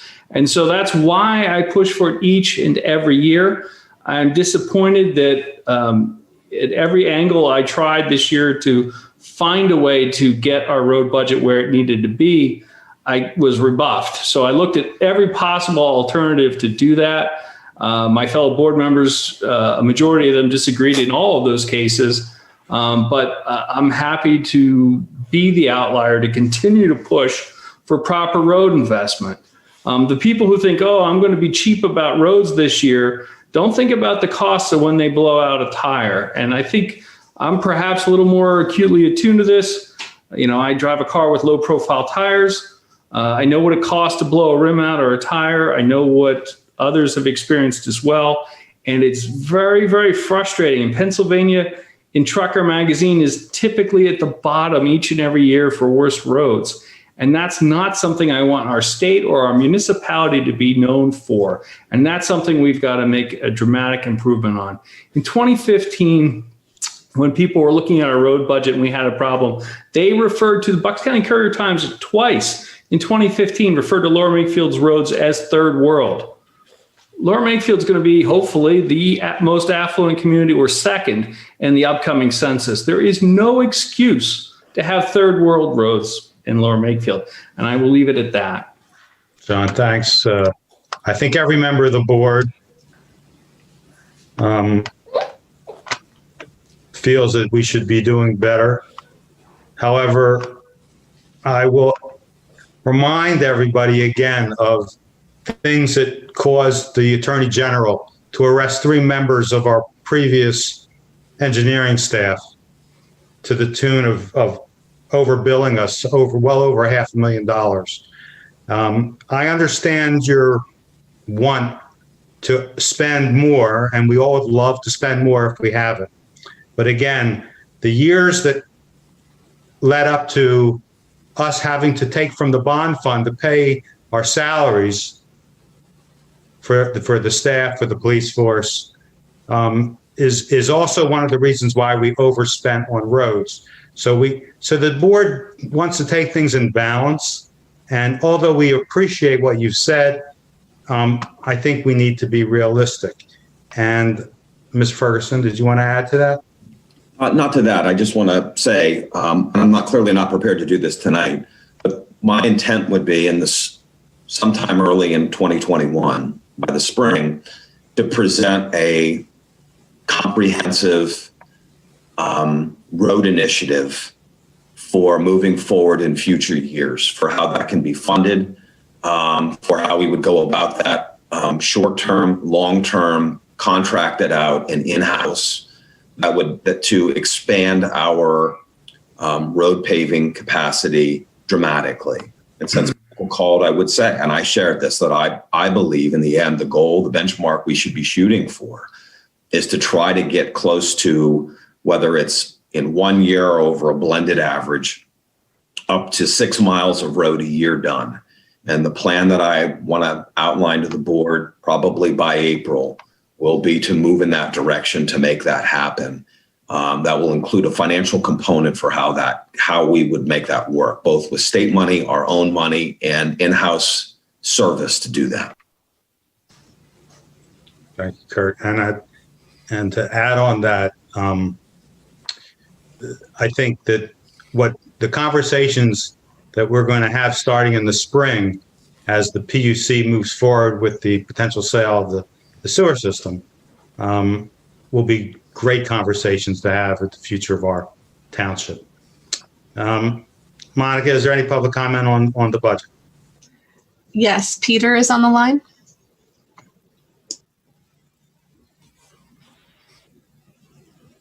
Hi, Peter. Unmute yourself, give your full name, address, and make your comment.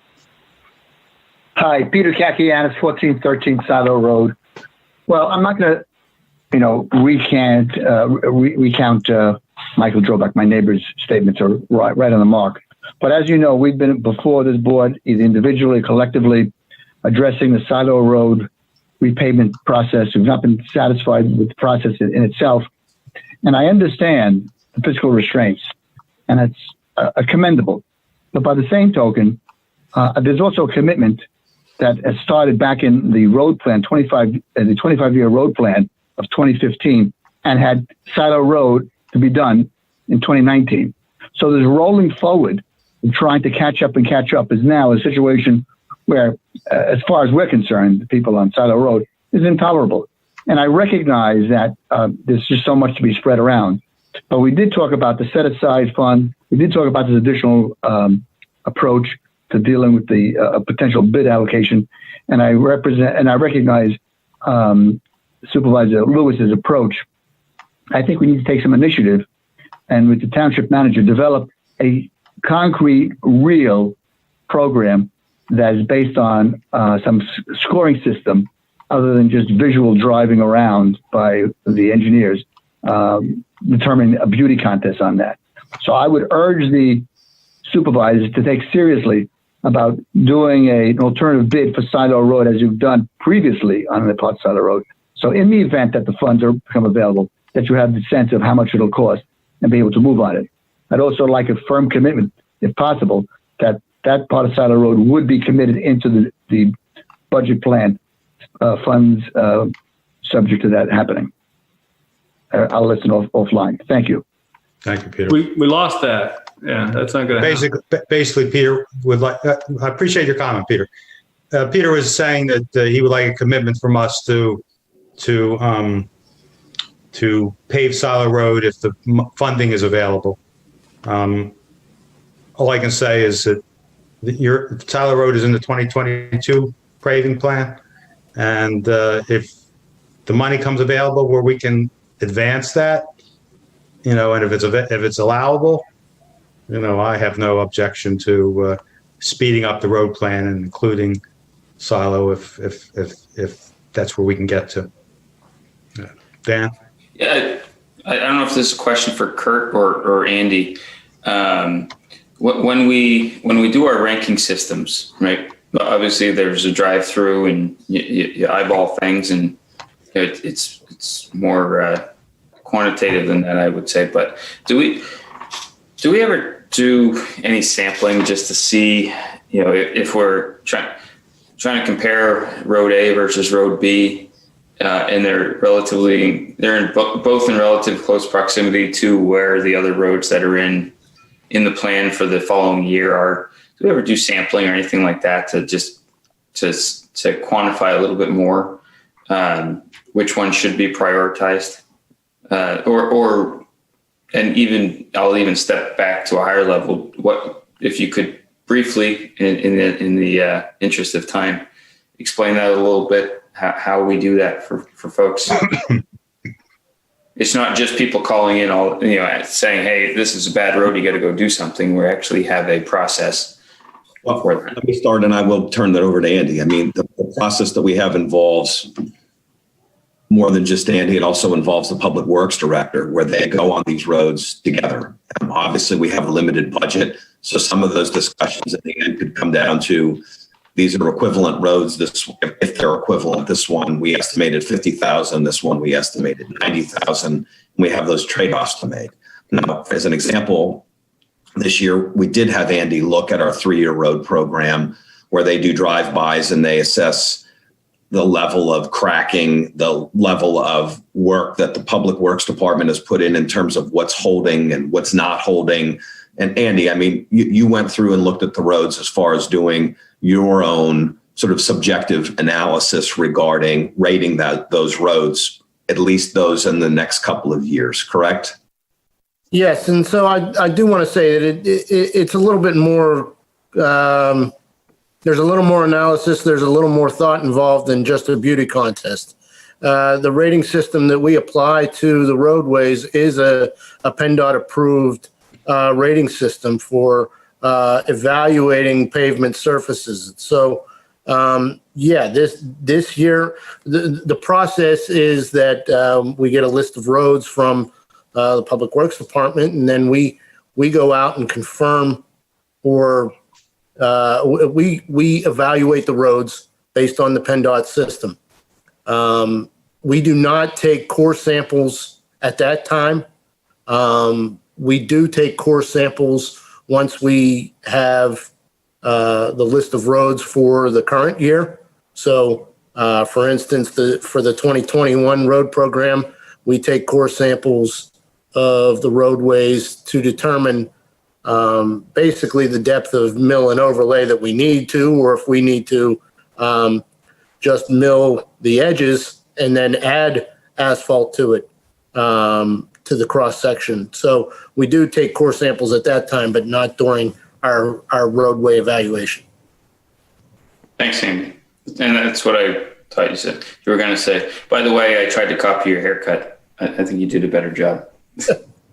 And Fred, the dog didn't listen to you. I had to take off my sweater. Blue to gray. That's no problem. Appreciate the style. Any further public comment, Monica? No further public comment. Hearing no further comment, call for question. All those in favor of passing resolution 2428, fixing the tax rates and special levies and approving the 2021 budget, signify by saying aye and raise your hand. Aye. Aye. Opposed, no. No. 3-2. No, wait. I think that was 2-2. Did we hear from Supervisor McCartney? Because I didn't see his hand. I saw it. Okay. 3-2. Thank you. Okay. Item 2, or item B, consider approval of resolution 2429 establishing the 2021 park and recreation fee in lieu. Do I hear a motion? Make a motion to approve resolution number 2429. Do I have a second? Second.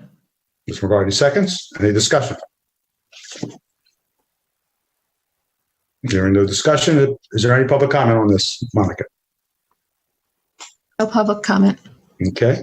Call the question. All those in favor of adopting resolution 2429, signify by saying aye and raise your hand. Aye. Aye. Opposed, no. 4-1. The motion is approved. Thank you. Item C, consider approval of resolution 2430, establishing the 2021 traffic impact fee. Do I hear a motion? So moved. Oh, Ms. second. McCartney makes the motion. Ms. Blundy makes the second. Any discussion? Monica, is there any public comment? No public comment. I'll call the question. All those in favor of approving resolution 2430, signify by saying aye and raise your hand. Aye. Aye. 5-0. Very good. Thank you. Item D, consider approval of resolution 2431. Do I hear a motion? So moved. Ms. McCartney makes the motion. Do I hear a second? Second. Ms. Bundy makes a second. Any discussion?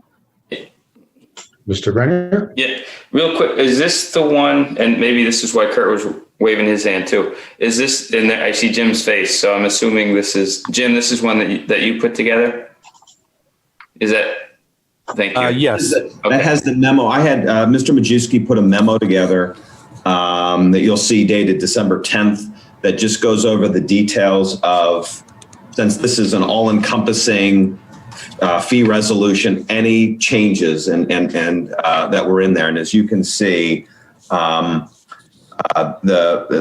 several things that were listed in there, if you will allow, the chair will allow me, in regards to this resolution, would be that there's an elimination of a permit for a residential window replacement. That's not required by the Uniform Construction Code. Increasing the penalty for work performed without a permit by up to 100% of the cost, which is typical of other towns, that if you don't get a permit, you have the ability to double the cost of that permit. For Park and Rec, it just adds a pavilion rental fee and a full day rental fee that was added that we did talk about in the manager's budget. Kurt, can I pause you for 1 second before we go too far? When you say 100% on the permit, is that 100% of the permit fee or 100% of the estimated cost of the job? So, well, it depends. It would be the fee. So, okay. I just want to make sure. If the permit fee was $500, regardless of however we calculate it, then you'd have the ability to double the cost of that if they worked without a permit. Yeah, and a lot of our permit fees are based on a percentage of the overall cost of whatever the project is, right? So the project cost is X, some percentage of that is the fee, then it's times 2 if you're working with that, right? Thank you. Thank you.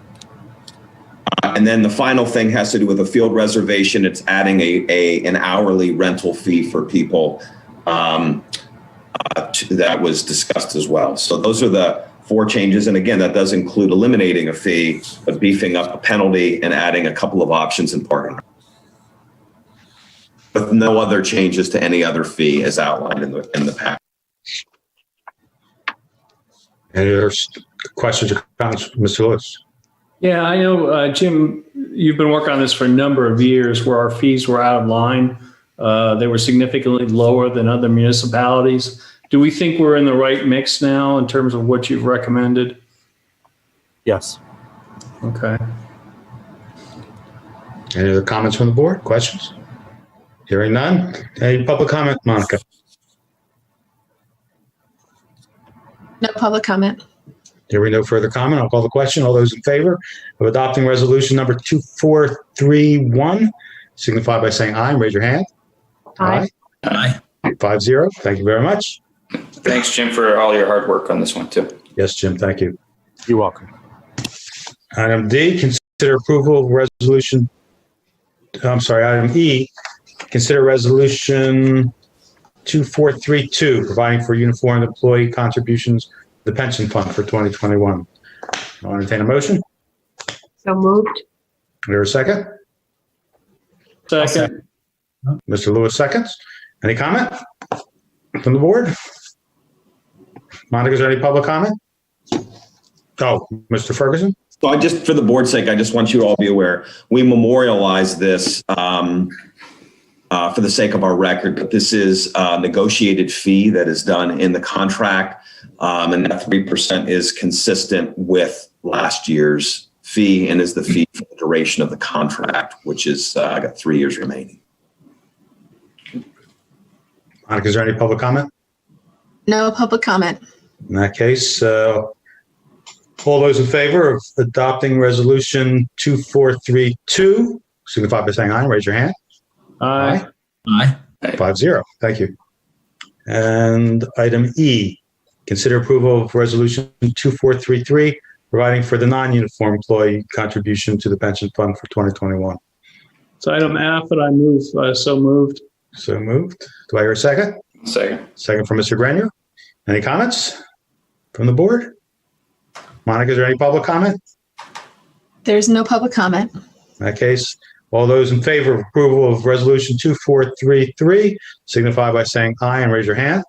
Aye. Aye. 5-0. Very good. Mr. Hey, Fred, Ferguson. I'm sorry. I apologize. I misspoke there. So there's nothing incorrect about what you passed. The police pension contribution, there is a kicker in the contract that it will go up to 3.5% next year. The non-uniform fee will stay at 3% for the duration of their contract. Just so for everybody understands that the police contributions prior to this contract were significantly lower than that with the prior contract. That's a good thing. It's a very good thing. Thank you. Thank you for doing that. We'll go to item 10, the engineer's report. Mr. Pacquiao. Yes, supervisors, you have in your packet my report. I have an update to that, but first I'd like to go through the agenda items, and then I have a couple of photos that I'd like to share with you regarding an update to the engineer's report. So the first agenda item is to consider the final escrow release for the Artist Senior Living Center, our senior living facility. This is on Stony Hill Road. That has been occupied for quite some time. There are no public improvements for this project. There's nothing to be dedicated to the township. This is simply a completion of the work that was stormwater management and sanitary sewer, and landscaping work that was required by the record plan. And so we are recommending a release in escrow in the amount of $941,252.96. And after that, then a maintenance bond, which was provided in excess of $118,000 would be in effect. So moved. Do I hear a second? Second. Any comments from the board? Monica, is there any public comment? No public comment. Okay. All those in favor signify by saying aye and raise your hand. Aye. Aye. 5-0. Thank you very much. Go ahead, Andy. the next item is to consider the final escrow release for the Scanl's Corner development. This has been a long project. The developer has completed the work for the development. I provided photos, I believe, last month regarding some of the outstanding work that was brought to, that was a concern for the residents within the development and how the developer has addressed that. There is a concern with the rain garden on Lot 1. The developer, township staff worked hard to come to an agreement with the developer that they are coming back in the spring to observe the plantings within that rain garden to make sure that they are still on track to be established plantings and viable plantings for the rain garden. And so we are recommending release of final escrow in the amount of $51,360.52. Subsequent to this, there would be a maintenance bond. That period would be 18 months. And so theoretically, that's 3 growing seasons. The maintenance bond would extend until July 2022. The maintenance bond would be in the amount of $79,656.14. So again, the final escrow release is for $51,360.52. I'll entertain a motion to, Yeah. before we go into conversation, can we entertain the motion? I was going to make a motion, Mr. Chairman. Go ahead. I'd make a motion that we release $35,000 of the $51,000 in the Scanl Corner development. Do I hear a second? Fred, I'd like to ask Andy a question, if you wouldn't mind. I have the same question. Go ahead. Yeah. So, what's the replacement cost of the rain garden if it fails? Or the plantings? I would say that it's even the seepage bed. I think if it proves that whatever they put in there is not infiltrating correctly. Well, so they have completed the underdrain in October of 2019. Okay. It has been draining all year. So I don't know that there's any risk of, it not infiltrating at this point. That's the same with the stormwater management basin. The rain garden number on Lot 1, the other rain garden at the top of the hill, and then the rain garden within the cul-de-sac is what they completed in October of 2020. And I'm not sure if that's what you were referring to, but Andy, I'm going to pause you for a second. Sure. Dan, did you second the motion? I did not. I was trying to figure out if that's what I wanted to do based on Andy's. Yeah, if we're going to have, the motion's on the table. Yeah, did you want to second that motion? We can continue the discussion. Sure, I'll second it. Maybe I'll ask to amend it later. Okay. That's fair. All right. So go ahead, Andy. Finish your comment. So for clarification, Dan, back to you. Is your question, what's the cost to replace the rain garden in the middle of the cul-de-sac? That's what I'm focused on. But since they're in their addition, so they have a stormwater management system, right? It's not just the single rain garden, but that's been our Correct. focus So of there's however many meetings. one regional detention basin, and then there's 3 rain gardens. Right. So that one rain garden has had issues. They're not exactly cheap to replace. So they're several $100s is I understand and appreciate and kind of like the approach of maybe not releasing everything to cover potential issues. My other question, Andy, is have they received any sign off from the Bucks County Conservation District on their? Yes, they have received their notice of termination from the Bucks County Conservation District. Okay. I would, Barbara, not to recognize you, Barbara, but I'd like to hear her too, if you don't mind, Dr. Weiss. Barbara, go ahead. I just want to say, first of all, we do have the maintenance bond for the $79,000 that was delivered via email to my attention, and the original was delivered to me, which I then in turn delivered directly to the township. So that maintenance bond is in place. That maintenance bond is going to cover and ensure all of the improvements that are being dedicated to the township are in full force and effect. The improvement that you're talking about, this rain garden, is on private property. The developer has installed it. He has it operating, and it was assigned, the notice of termination was approved by the Bucks County Conservation District. However, because the property owner has had some issues with the rain garden, the developer has entered into an agreement via the attorneys and the township that they agreed to go back out to the property on or before May 14th of 2021 with township inspections available to ensure that there needs to be no additional plannings and things are operating well. Other than that, the maintenance bond would cover any other improvements. You can't withhold monies that were put aside per a contract for the construction of the improvements as the monies to use for maintaining the improvements. So I believe you are unlawfully recommending a motion for withholding monies that otherwise should be released. So, hearing from council. John, do you want to make a statement, maybe amend your motion? So my concern and the reason why I made the motion is we've had repeated issues with Scanl's Corner dating back before my time on the board. The developer in this case has not worked in good faith with the township in the past and had to be dragged kicking and screaming to actually keeping the actual house. They tried repeatedly to evade that responsibility.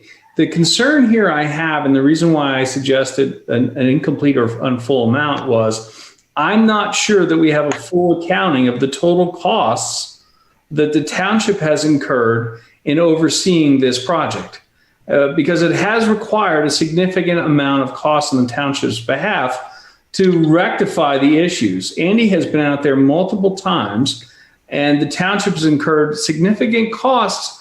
And it's not just one landowner or one homeowner, it's multiple homeowners in that area. And so my concern is that I don't believe we have a full accounting of all the costs incurred. And I would certainly like to see that or analyze further to make sure that we're exactly matching all the costs that the township has incurred in that project. So if your suggestion is that we cannot, it's either all or nothing in terms of the motion, would it be appropriate at that time to table this motion and consider this at a future meeting when we've done a full analysis of the cost incurred by the township and calculated it accordingly? Alternatively, and I want to make sure this is clear, if you're recommending a partial release, yes, I would suggest that you can make a motion to say you approve the release subject to final audit, which means all the costs have to be accounted for before the monies get released.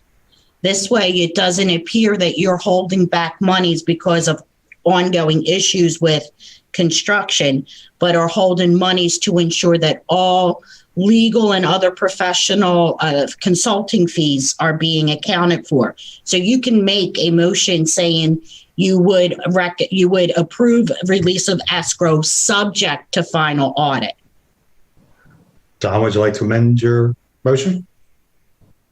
Okay, before I do, and just for the record here, I'm not asking for the cost of the supervisors who've had to deal with angry residents and or multiple of them, which I don't think we get to bill back to the developer. But I would like the record to reflect that I didn't grow up thinking I would be the first line of customer support for poor developers. And it frustrates me to no end when we get repeated complaints from multiple people in that area who bought $800,000 or $900,000 houses and have significant defects. And the developer, I should say their name so that it appears, well, it's already on the agenda, so it'll appear.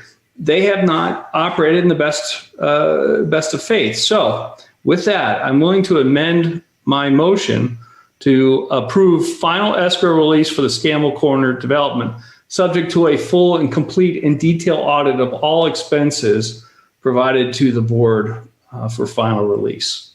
Is that a comment? Mr. Grenier, do you approve the amendment? Now Kurt's raising his hand. Dan, you're on mute. Thanks, Fred. I guess I have to ask Andy one question to make sure that that I can say that. So, Andy, when the last rain garden they put into place, that was October of this year? The rain garden in the middle of the cul-de-sac. Mm-hmm. It was completed in October of this year. I'd have to go back and check my records. I was thinking that it might have been earlier than that, but only a month earlier. Not. But it was okay. 2020. And the reason I asked Barbara, I'm asking a very specific question because I want to ask you too in a different way. When I personally design rain gardens and plant them and put them in play in late fall, let's say, and it's like at the end of a planting season, it's never done because we don't know if anything is established. We don't know if it's going to be successful when you do it at that time of year. It's okay to do it at that time of year, but we don't know if it's going to be successful until you get through a growing season and things work or they don't. You either got to go back and fix it or not. So, we have that maintenance bond, which is for maintenance once it's in full operation. But a lot of the time depending on when you put it in play, you don't always consider in full operation immediately. You have to wait until, let's say, end of the spring or something like that before it would be in full play. In addition to all the stuff that John said, I agree with what John said, but relative to any potential reduction in the final in this round of escrow release, that's my one concern is if it fails miserably and we have to redo the thing come the spring. Before you answer, is that rain garden going to be dedicated to the township or is it just the other pieces of the stormwater system? So the rain garden in the middle of the cul-de-sac is dedicated to the township. The rain garden on lot 1, which was also planted in October 2020, it will not be dedicated to the township. Okay. So my concern then is I want to be certain that the rain garden that the township will ultimately be responsible for maintaining in the long term is successful. That's the one I think, Andy, that was put in last that we had all the discussions about in emails and phone calls. That was installed, but then the rain garden on lot 1, mm-hmm. Which is down at the bottom of the hill, that was planted at the same time. They had to come back and adjust the plantings, so they were done right around the same time. So, okay, thank you. So, Barbara, I'm wondering if, kind of getting back to John's original motion, if we were to, and Andy, I don't know if you've done this assessment or not, if we were to evaluate because it is being dedicated to the township, if we were to evaluate the replacement, if we were to have to remove and redo that rain garden, if we've evaluated what that cost may be, so that it's not covered by a maintenance bond, it's covered by the original amount, to make sure that the township is made whole and we're not spending maintenance money when it possibly, we're not saying that it was constructed incorrectly, but if it fails, that we don't have to use maintenance money, we get to use escrow money. Well, the maintenance bond is provided in accordance with the MPC once all improvements have been certified as being complete. So maybe the term maintenance bond is a misnomer.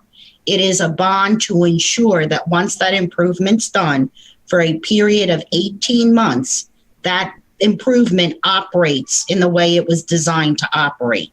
And the time frame begins from the date that the bond has been issued. And this bond was issued November 30th of 2020. So we have 18 months. 18 months, that if at any point that rain garden fails, then the township goes back and says to the developer during those 18 months, you got to fix it. And if not, we make a claim against the bond. Perfect.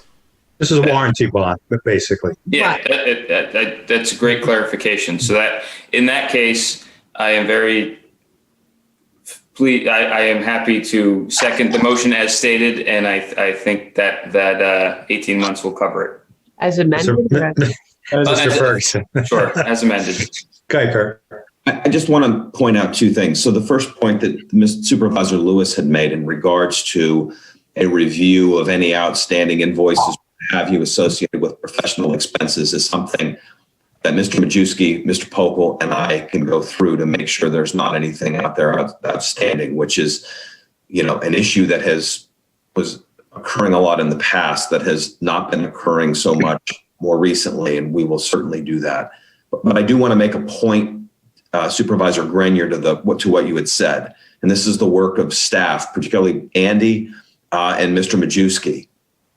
In regards to the rain garden, particularly on the private property owner, and recognizing what Supervisor Lewis had said about concerns about how this project has evolved or manifested itself, the negotiation that we took place and the concern that we had was with a maintenance bond of 18 months, where the developer goes away and then at the end of 18 months, we're arguing with him that the rain garden has failed and you need to come back and it's starting from scratch, was the fact that we required them as part of this to say that they would come back by mid-May, that if any of those things didn't take or weren't established, that they would need to go in and do that. So the property owner wasn't sitting there for a whole other year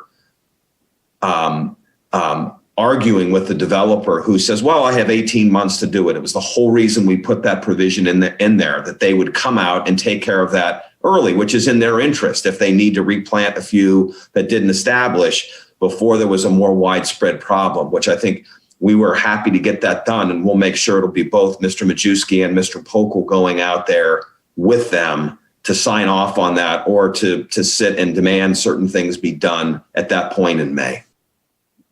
So, and that, sorry, Fred, and that's for both the private property and the public. I'll say the one that will be dedicated to the township.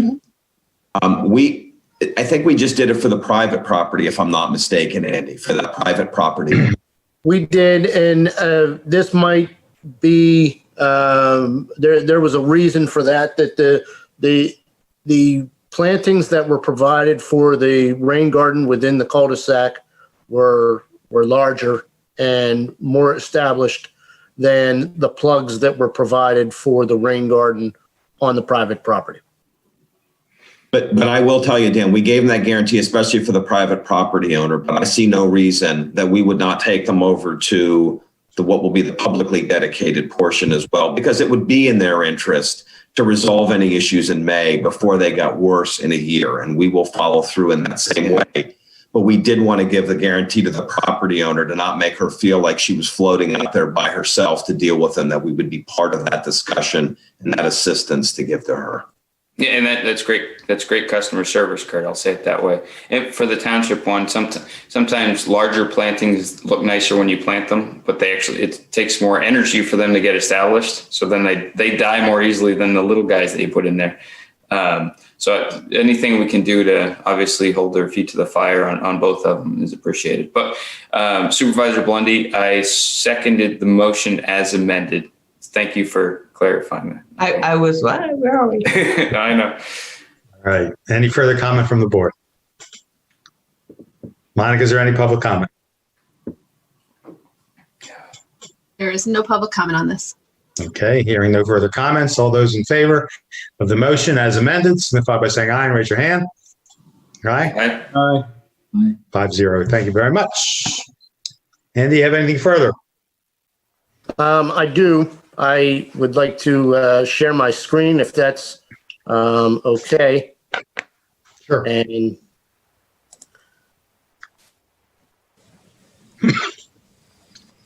so this is just for the Caddis development. The developer has made some adjustments to the parking lot lighting fixtures. And so I went over there on Monday, December 14th, to review it. I want to say that all of my my photographic skills are less than desirable. So please bear that in mind when you see some of these pictures. But also, I want to supplement that by saying that this is just the parking lot lights. The developer is still agreed to. Andy, Excuse me, Andy, they look kind of bright right now. looks like you took a picture of the snowstorm. The giant marshmallow. Okay. It looks like a really bright light. I was waiting for into the it. drum roll. Let me see if I can. Okay, how's that? Yeah. Much better. Ever paid? All right. Sorry about that. So the developer is still in the process of making the shields for the wall-mounted lights, and the township is still pursuing the avenues to provide more trees along the southern buffer there. But so this just kind of reviews the parking lot lights.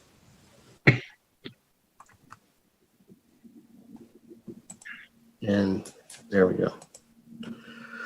So this is the light fixture up close. You can see on the right-hand side of the fixture that they've put in a screen. They've basically painted the inside and exterior of the globe, and that has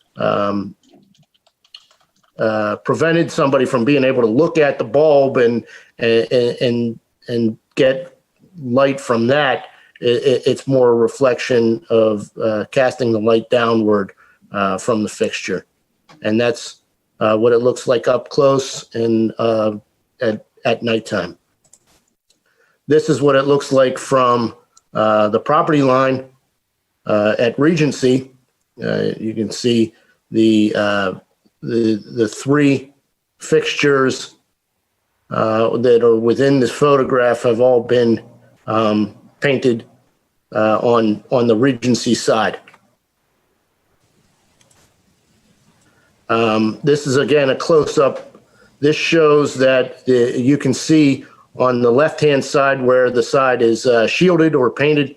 The glow is approximately halfway down the fixture, whereas on the right side, where it is not shielded, the glow or luminance extends to the top of the globe in the fixture. This is the parking lot. This is where the parking lot lights have not been shielded. This is the side opposite, away from Regency. And this is looking up the main driveway out to Oxford Valley Road. You can see the light that's cast on the pavement there. And the brightness that you get from that. And then looking at the aisle on the Regency side, the Regency homes are on the left side of the photograph there. You can see that there is a significantly different lower level of brightness within the parking lot in that area.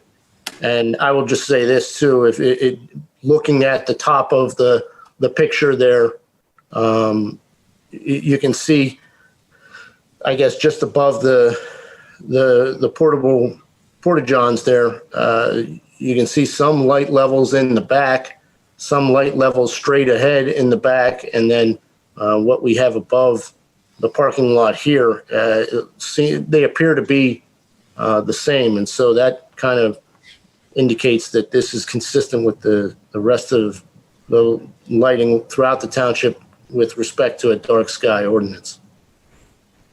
And then one of the callers or residents a couple of weeks ago had mentioned that they want the lighting, they would have preferred lighting similar to what was over at the Artist Senior Living Center. And so I just took a picture of the parking lot over at the Artist Senior Living Center so that you could observe that and compare it to what we have at Caddis. And so that's kind of the update. I'll stop sharing the screen at this point. You really have to go out and take a look at it, but in my opinion, it has reduced the amount of light, I would say measurably, possibly 20%. The light levels have been reduced for those parking lot light fixtures. And like I said before, there's still some work to do as far as shading of the wall-mounted units and also some additional trees. But I think that this is a good start. And that's all I had for my engineer's report. If there's any questions, I'd be happy to entertain. Dan? Yeah, real quick. Sticking with Caddis, Andy. One, I noticed that you took it on a relatively wet evening, which shows us not necessarily the worst case, but a fairly bad case because it's when you get the extra glow from the rain. So that's good to see it. It's good to observe it there too, because it's even magnified that much more. Couple questions on the lights. Were you able to observe the lights from any angle from the back of the not Caddis, but the Regency properties at all, just to see what they were experiencing at this point? I did. I mean, I wasn't able to go up onto their deck or anything like that, but yeah, and that what I wanted to do was take a photograph on the Caddis side of the trees, just because it would be difficult if I was standing on the other side of the trees and holding the camera up. That it would have been difficult. So, but yeah, I did observe it, and it's similar to what that first or that third photograph was, the light level and the observance from the Regency property line. And any Regency folks listening, I'd welcome any photos via email of the current condition from your decks, because I know that's, having been on a couple of those decks, it was kind of interesting to see. Very interesting to treat. One other question, just as you were flipping through your slides, one of your last slides, I think, showed the porta-johns and a dumpster along the edge, the southern edge of the parking lot, right up towards the curb, in proximity to Regency. I'm wondering if that's where why they're there instead of some other location, not quite as close to residential areas. And if that's something that we could address. I haven't heard anyone complain about it, but just seeing that, I can't imagine that it won't be long until they hear some loud beeping and trash trucks, et cetera, and maybe some smells wafting over from the. Yeah, so the facility, a lot of the employees, from what I gather, I think that those they're just kind of waiting to be picked up, so to speak.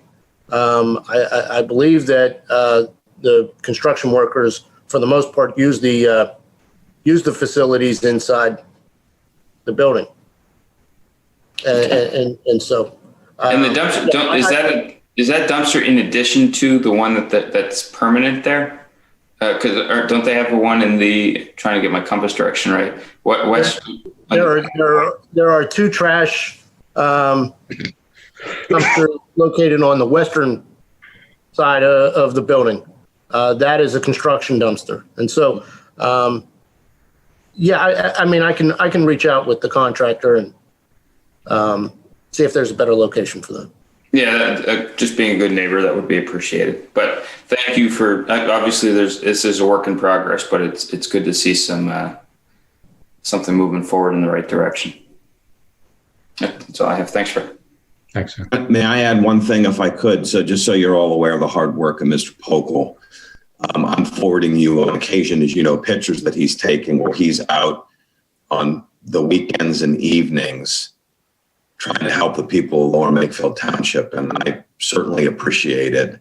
And I just don't want it to go unnoticed, the great job he's doing and trying to get this done right. So thank you, Andy. Definitely. Thank you, Andy. Thank you, Andy. Yep. Any other comments? Monica, was there any public comment on this issue? Yes, Lee is on the line. Okay. Hey, Lee, unmute yourself and give your name and address and go ahead and make your comment. My name is Lee Pedowitz. I live at 247 Truman Way. And I just want to thank Chairman Weiss, the members of the board, the chief, Mr. Ferguson, and anybody who I might have forgotten for allowing me to take a couple of minutes of your time. I wanted to bounce this off of Andy. Andy, I brought to your attention about that electrical switchgear at the south side of the property that is unprotected and is right at the curb line.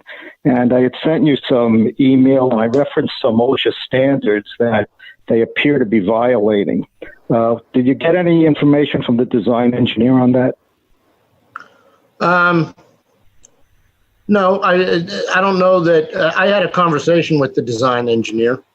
It's their understanding that it is protected. It's not at the curb line. It's 5 feet back from the curb line. And also there's a fence that is enclosing the patio on the western side. I would say it's probably 5 feet to the west of that enclosure.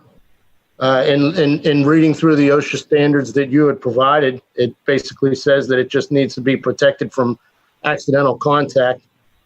The design engine, it's the design engineer's opinion, based on the conversation that I had from them, that is protected by being 5 feet back from the curb line. They're the one that's responsible, charged for the safety of that design. And in my opinion, as township engineer, it's meeting the minimum safety standard as provided. Well, thanks, Andy. But, first, that fence doesn't really enclose the switchgear at all. It's just on the west side of it. So that wouldn't be, you could look at any standard, even just any engineer would tell you that that's not enclosing the switchgear or providing any protection for it. And as far as it being 5 feet off the curb line, I would beg to differ with him, because from what I can see from my backyard, it's right at the curb, and the curb is going in there, and there's some cross-hatching there. I don't know what it's for, but to me, it's definitely susceptible to a vehicular accident, which OSHA definitely spells out that it should be protected against. So I'm just wondering, the engineer who approved these plans, can I have his name and his license number?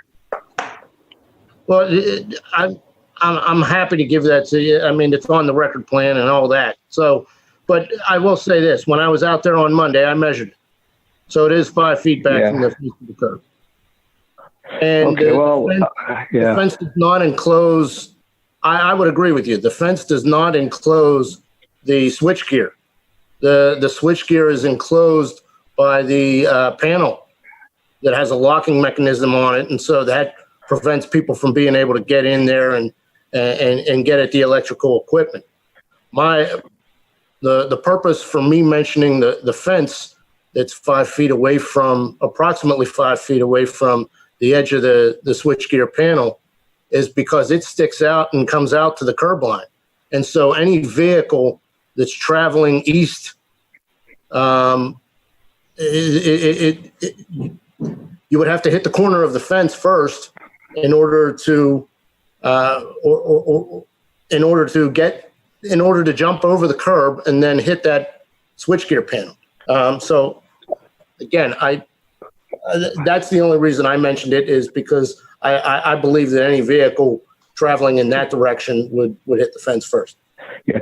Okay. Yeah. No, Andy, I appreciate it. Now, the vehicular traffic, that roadway back there, that's like for delivery trucks. I don't know if the garbage trucks are going that way, but are they going to be is that road going to be one way west to east? No, I don't know. I believe that it's going to be two-way traffic. All right. So, I'm going to have to stick by my argument that, OSHA says it should be protected from a vehicular accident or any type of physical damage. And I don't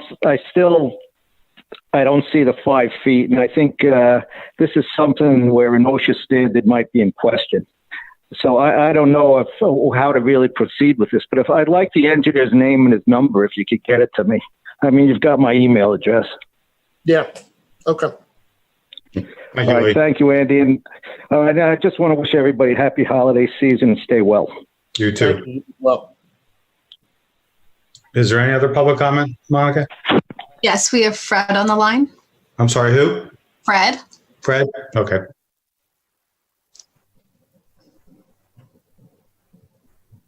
Hi, Fred. Unmute yourself, give your full name, address, and make your comment. Yes, hi. This is Fred Falk at 253 Truman Way.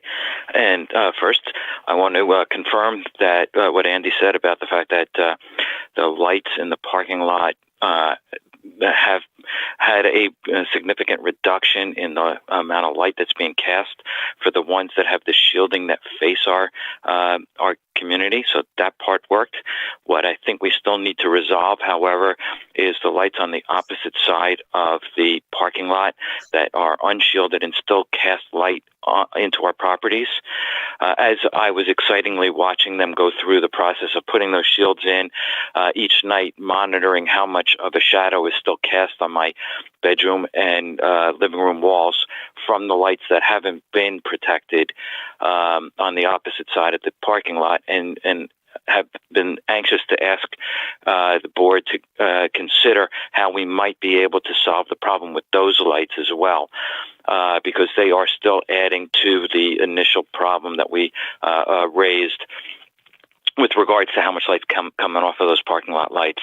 So that's the one thing that I'd really appreciate, further investigation into what can be done in order to reduce the lights coming off of the ones that are on the opposite side or the north side of the parking lot that have yet, not been shielded in any way from casting any light across the property line. Okay. I'm sure Andy will get on that. And then secondly, just to add on to what Lee was just saying, with regards to that panel and the area that it's in, if I remember correctly from the plans and from past conversations we've had, that is considered the loading zone, the loading bay. So there's going to be vehicular traffic that is going to be very close to that electrical switch box. And it would behoove us to really investigate how well it's protected so that we don't have any extreme accidents that might occur that will risk the safety of the people inside that building and those of us on the opposite side of the property line nearby that electrical switch box. Thank you, Fred. All right, and best wishes for a happy holiday, you guys, and a safe and healthy New Year. You too. Appreciate it. Thank you. Monica, is there any other public comment? No further public comment. Okay. Andy, do you have anything else? I have nothing. Thank you very much. Fred, can I ask Andy one thing? Just to follow up on what Lee and Mr. Falk were saying. Whenever Lee brings up electrical switchgear, I listen because that was his job for decades. But I also know that if you eyeball 5 feet versus measuring 5 feet, it's the difference, right? So that's what you did. I'm just a belts and suspenders approach. If we can check to make sure that it is indeed safe from, jumping a curb versus going through a bollard are two very different things, right? So you just I'm wondering what might be done. Simple approach, nothing drastic, but if there's a simple approach to make sure that it is indeed safe and there's no gray area in the design and ultimately in the construction specific to that issue.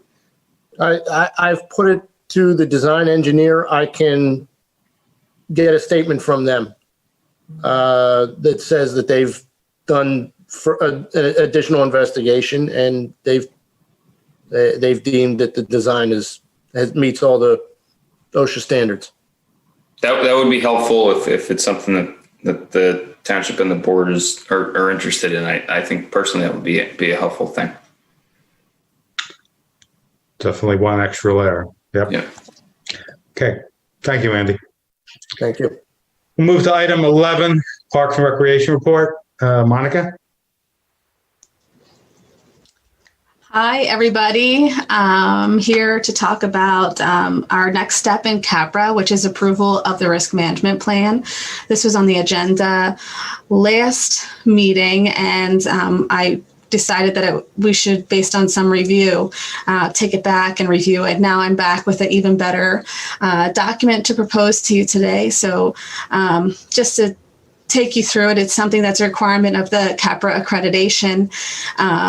A lot of these practices that you'll see in here, we already do, but now it's in writing and there's a plan and people can refer to it, which is great. There were some things that we, evaluate and recognize some things that we can do better, which is even better too. Originally, when I came to you with this last time, it was one big document, kind of like an emergency action plan and risk management plan, consolidated into one thing.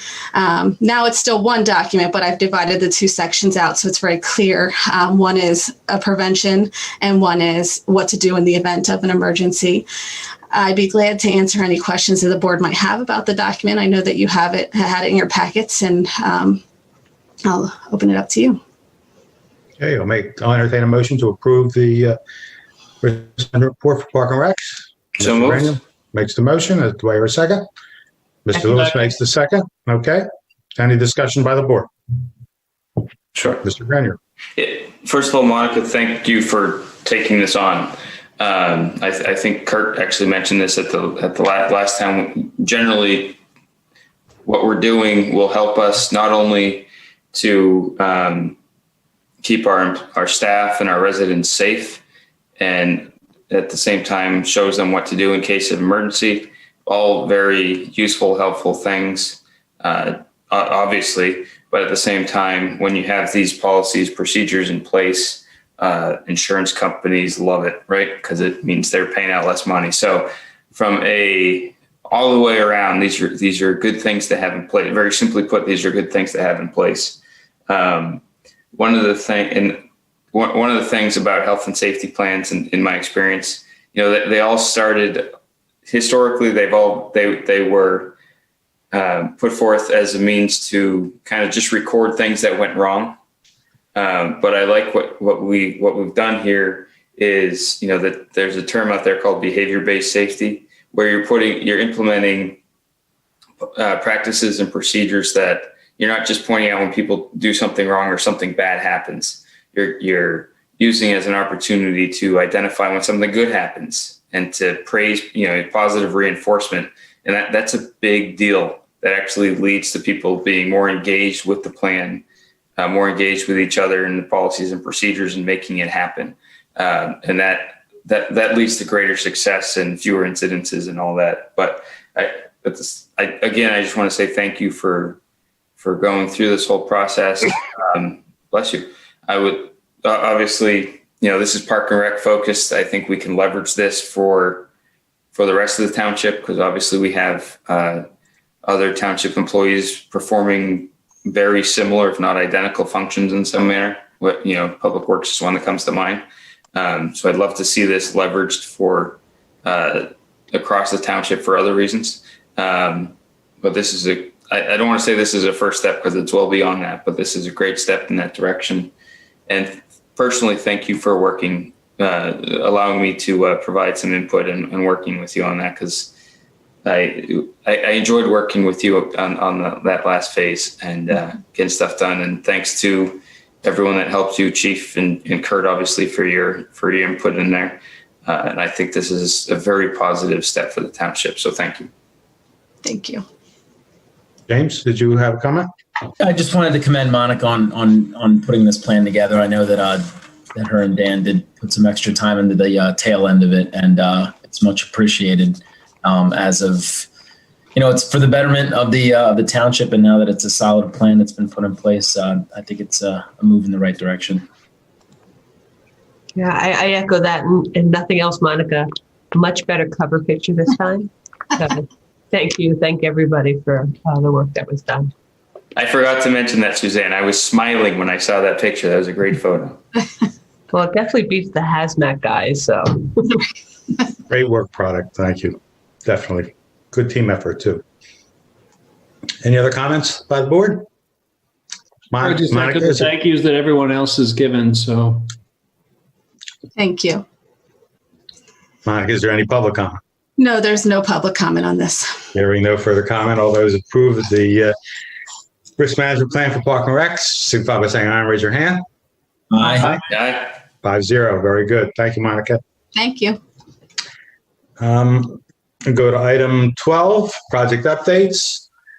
You see before you the usual band of projects that we have and where we are. Of course, we've heard from Sandy Run, and we see Mr. Ferguson doing this, so I'll go to Mr. Ferguson. Well, Dan is too, so you'll notice on item F and G that I have spoken with Mr. Fiacco, our traffic engineer, and would anticipate whether it's the first or second meeting in January. I haven't nailed down with him that he will be before you to talk about both of those projects, with the anticipation that we will be making an advertisement to get that out to bid. Hopefully at one of those meetings if there's a change or something else we need, but that'll happen in January. Great. Dan? Yeah, Kurt, there's two items that one I've asked you about before, just kind of an update, but now there's just a second one that I think is related. I'm not sure. But with respect to the Bridge Commission and Mapleville, that work, and then I'll, if you've heard anything back from them, and then before you answer, I'll add to that, I think it was the Bridge Commission, maybe, that did some drainage work. I've been holding off because I figured they'd be finished by now, but it's actually at the end of my street as you come off Taylorsville. They put in some looks like new drainage pipe between some inlets, and the pavement is basically they cut it out, a trench, put it in, and then backfilled it. There's probably an inch or two of missing pavement there, so you hit it and go boom, boom.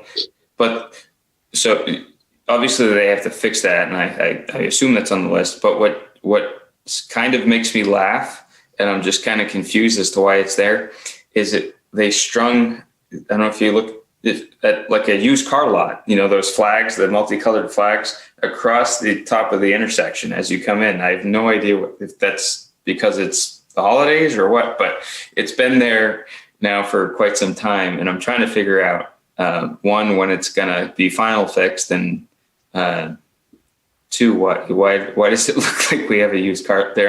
Our neighborhood's a big used car lot.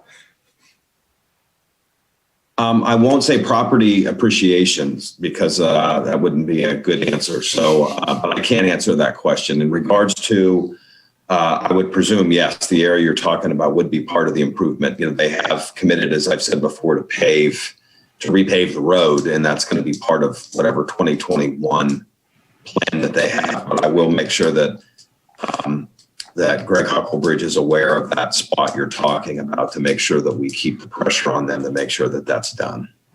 In regards to the first part of your point regarding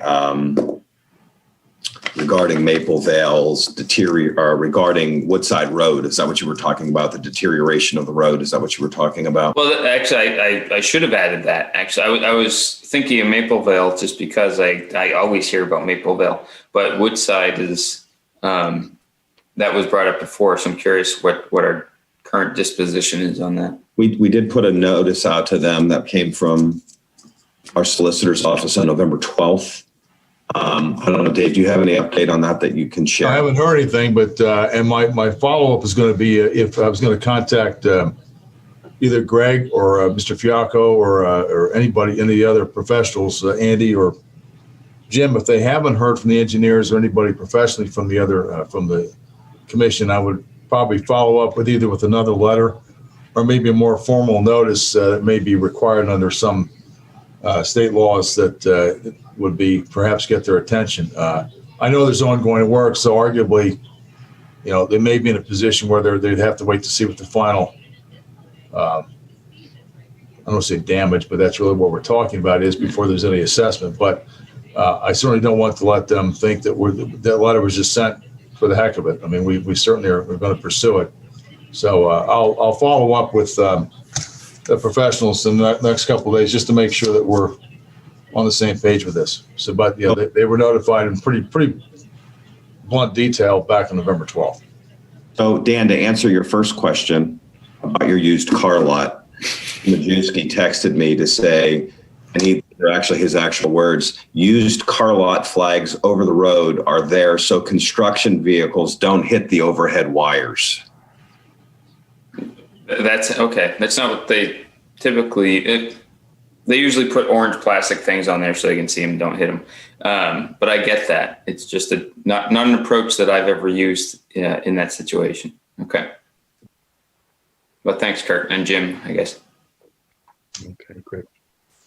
Monica, is there any public comment on the projects? There is no public comment.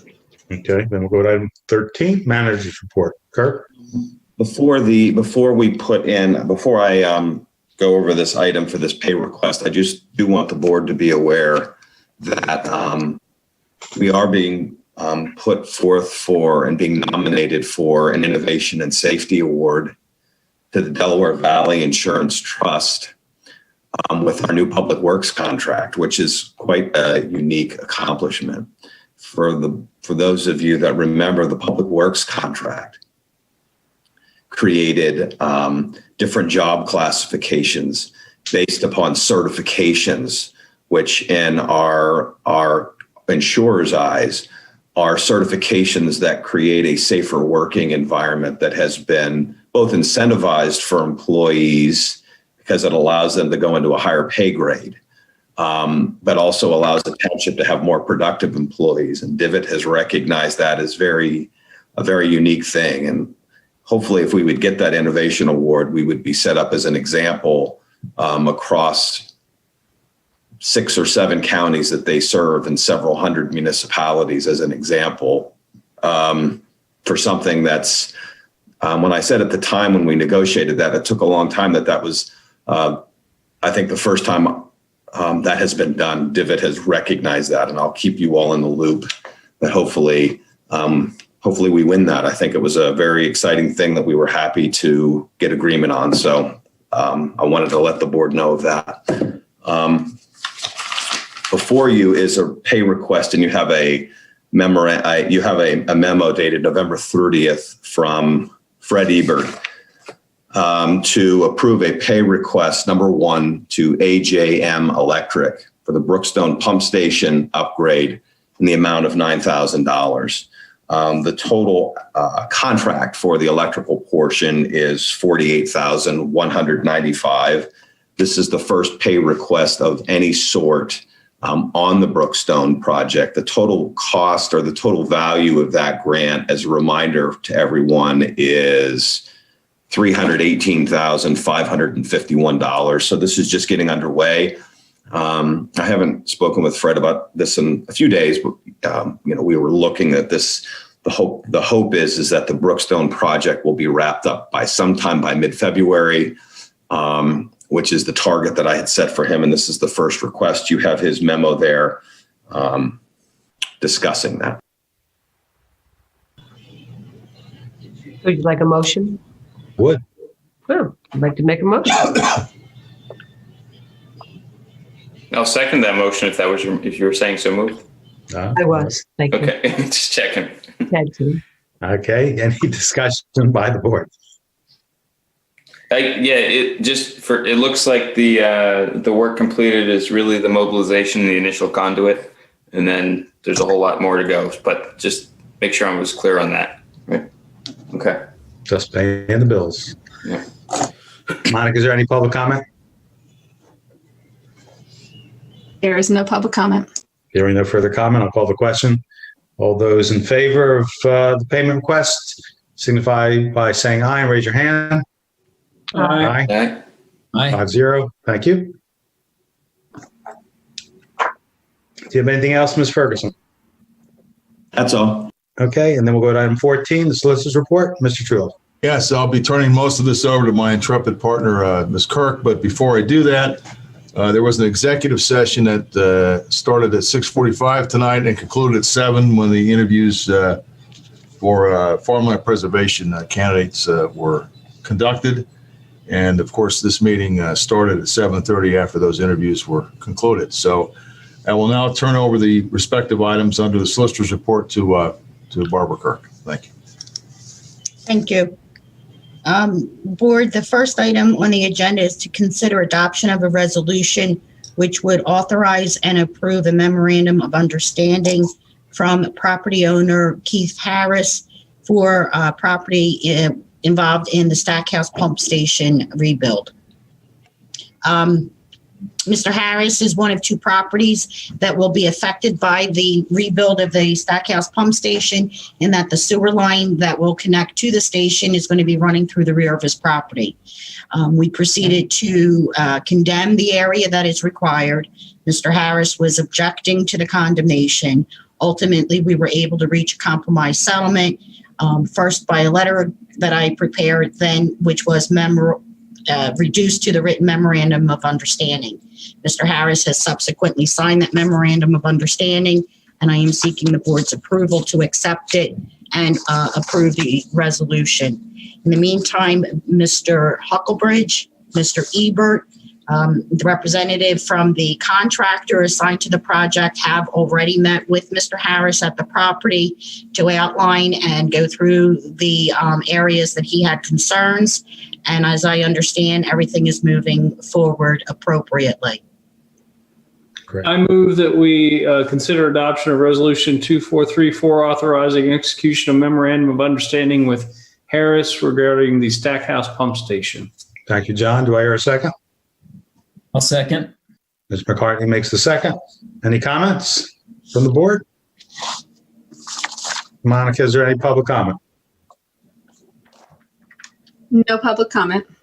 Okay, all those in favor of adopting resolution 2434, signify by saying aye and raise your hand. Aye. Aye. 5-0. Very good. Mr. Chair, if I may proceed, the next item on the agenda involves the dedication of public improvements concerning the Scanl's Corner development.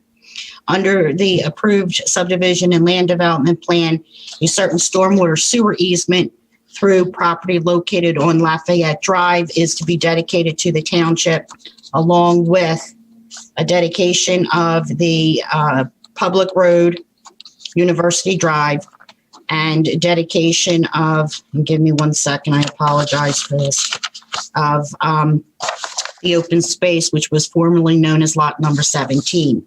In addition, the record plan set forth certain easements, one of which was a pedestrian access easement. Another one was various drainage easements. There were 4 snow storage removal storage easements, and lastly, a water main line easement. After discussing with a representative, although these easements were set forth on the record plan, I directed the developer to issue an assignment of easements to the township so that it could be recorded as a separate instrument, and it is clearly of record that these easements exist and are given in favor of the township. The board has 3 different resolutions dealing with each of the easements, as well as the dedication of the open space and University Drive. The maintenance bond has been received to ensure that these improvements remain operational and fully functional as required by the approved plan. And I believe that Mr. Pokel has indicated that there are no other outstanding issues dealing with the construction at the property. And I would ask the board to consider and approve the resolutions and accept the dedication of the public improvements. Okay, on the agenda, Kurt's waiting. yes. Go ahead, Kurt. I just wanted to point out, because it's the question we get in the offices, that does include obviously salting and plowing responsibilities that the Public Works Department is aware of in the event that this is approved, that we would be taking over for the people in that area, those responsibilities. I understand. I'm just before we make a motion, the agenda item is consider request for dedication of the Scanl's Corner development. Do you want to add the actual resolutions, or is this sufficient to for a motion? So I have them 2435, 2436, and 2437. If you would you like to make a motion, Susan? Sure. So I keep blanking out. Make a motion to request the dedication, to approve the dedication of the Scanl's Corn development as encompassed in resolutions number 2435, 2436, and 2437. Here a second. Second. Mr. Lewis seconds. Any comments from the board? Mr. Renner. Sure. Yeah, we were talking about Scanl's Corner earlier. I just, Ms. Kirk, if just to make sure that if, as we do these, that that 18-month deal is still in play, and that doing nothing that we do right now gets in the way of anything that goes wrong. We can still address it with based on what we talked about earlier. Yes. Simply put, yeah. The other question I have, and just flipping through the plans, and I don't see all the dates, but most of them look to be a couple of years old, but they're all from Carroll Engineering, and that's where the primary engineer from Boucher and James went as of earlier this year. I just want to make sure that he had no involvement in any of this stuff. Well, even if he did, all of these legal descriptions were sent to Mr. Pokel for review and approval to ensure that the legal descriptions match the areas designated on the final recorded plan. I would not accept any documents unless Mr. Pokel indicated that the legal descriptions were accurate. Okay. Yeah. And Dan, I can't be specific with this, but based upon the timing that I know when he went there, it would seem improbable that he would have had any ability based on that timing to be part of this. And that's what I'm saying too, Kurt. Based on the dates that I was seeing, I just wanted to make sure, because that's top of our brains right now. So thank you for that, Barbara and Kurt. You're welcome. Thank you, Dan. Any other comments from the board? Hearing none. Monica, is there any public comment? No public comment. Hearing no further comment. All those in favor of approving the resolution signify by saying aye and raise your hand. Aye. Aye. Aye. 5-0. Very good. Thank you. Thank you, Ms. Kirk. And then, if I may, the last item on the board's agenda is the acceptance of a request for extension of time for dedication of public improvements from the developer with respect to Freeman's Farm. Developer issued a letter to the township asking that the township accept dedication of a variety of public improvements that are required, such as the roadway, various easements, things of that nature. Originally, this was scheduled before the board at your earlier meeting this month. The documentation was not completed at that time.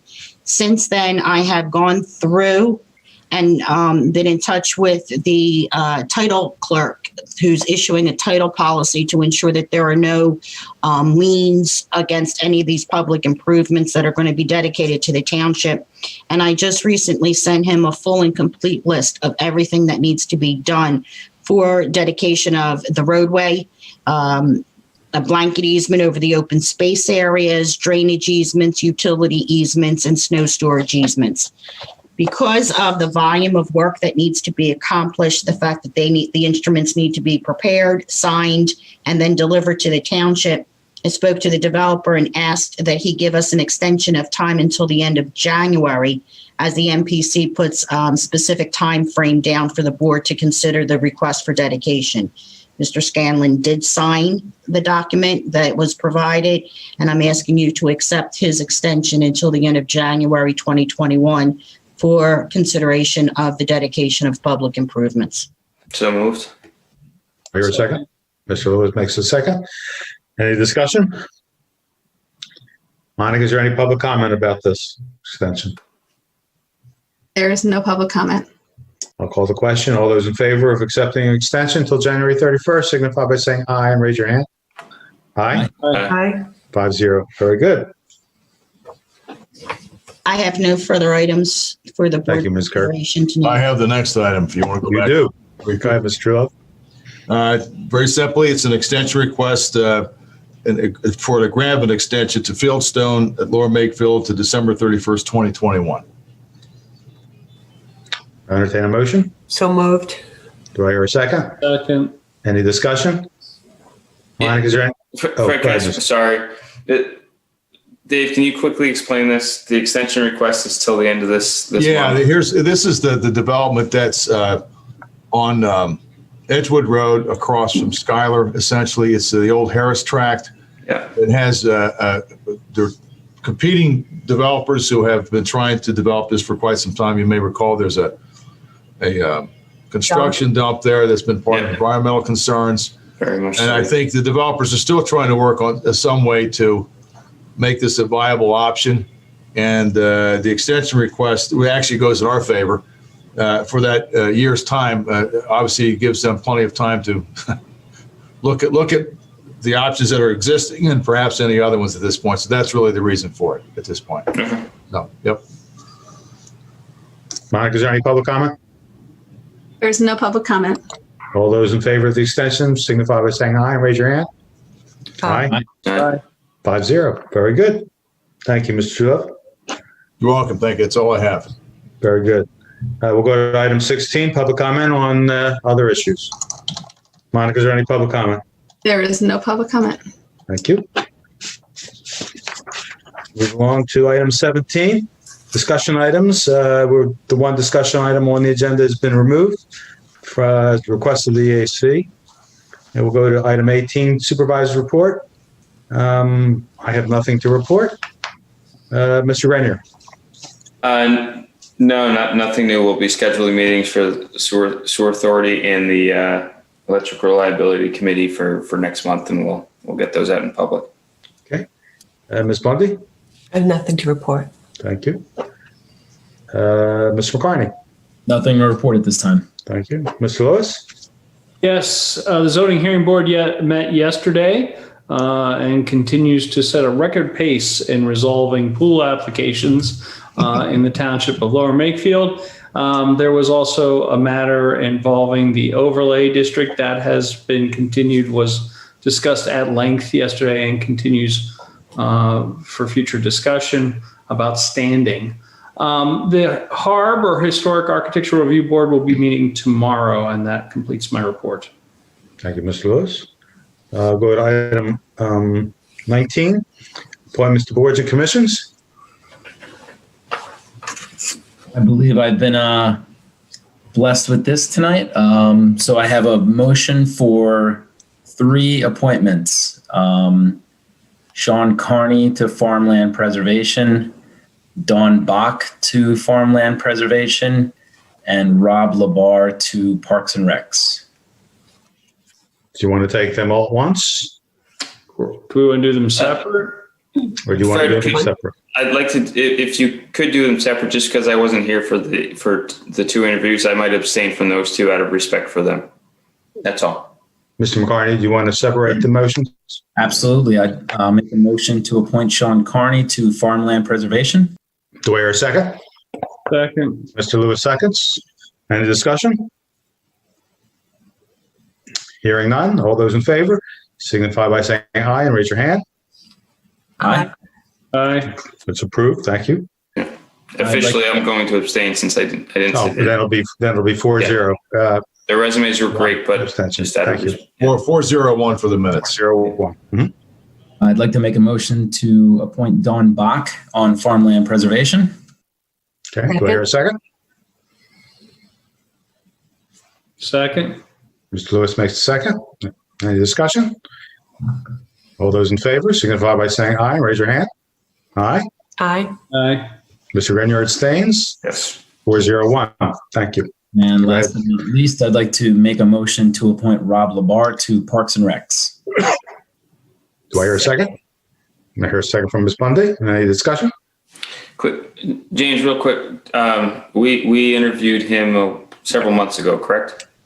Correct. Yeah, I think it was. I think part of that group of three was Kim Rock, Yeah. Gordon, and Rob Labar. Okay. And he's available and all that? Correct. Interesting. Okay. Yep. All those in favor signify by saying aye and raise your hand. Aye. Aye.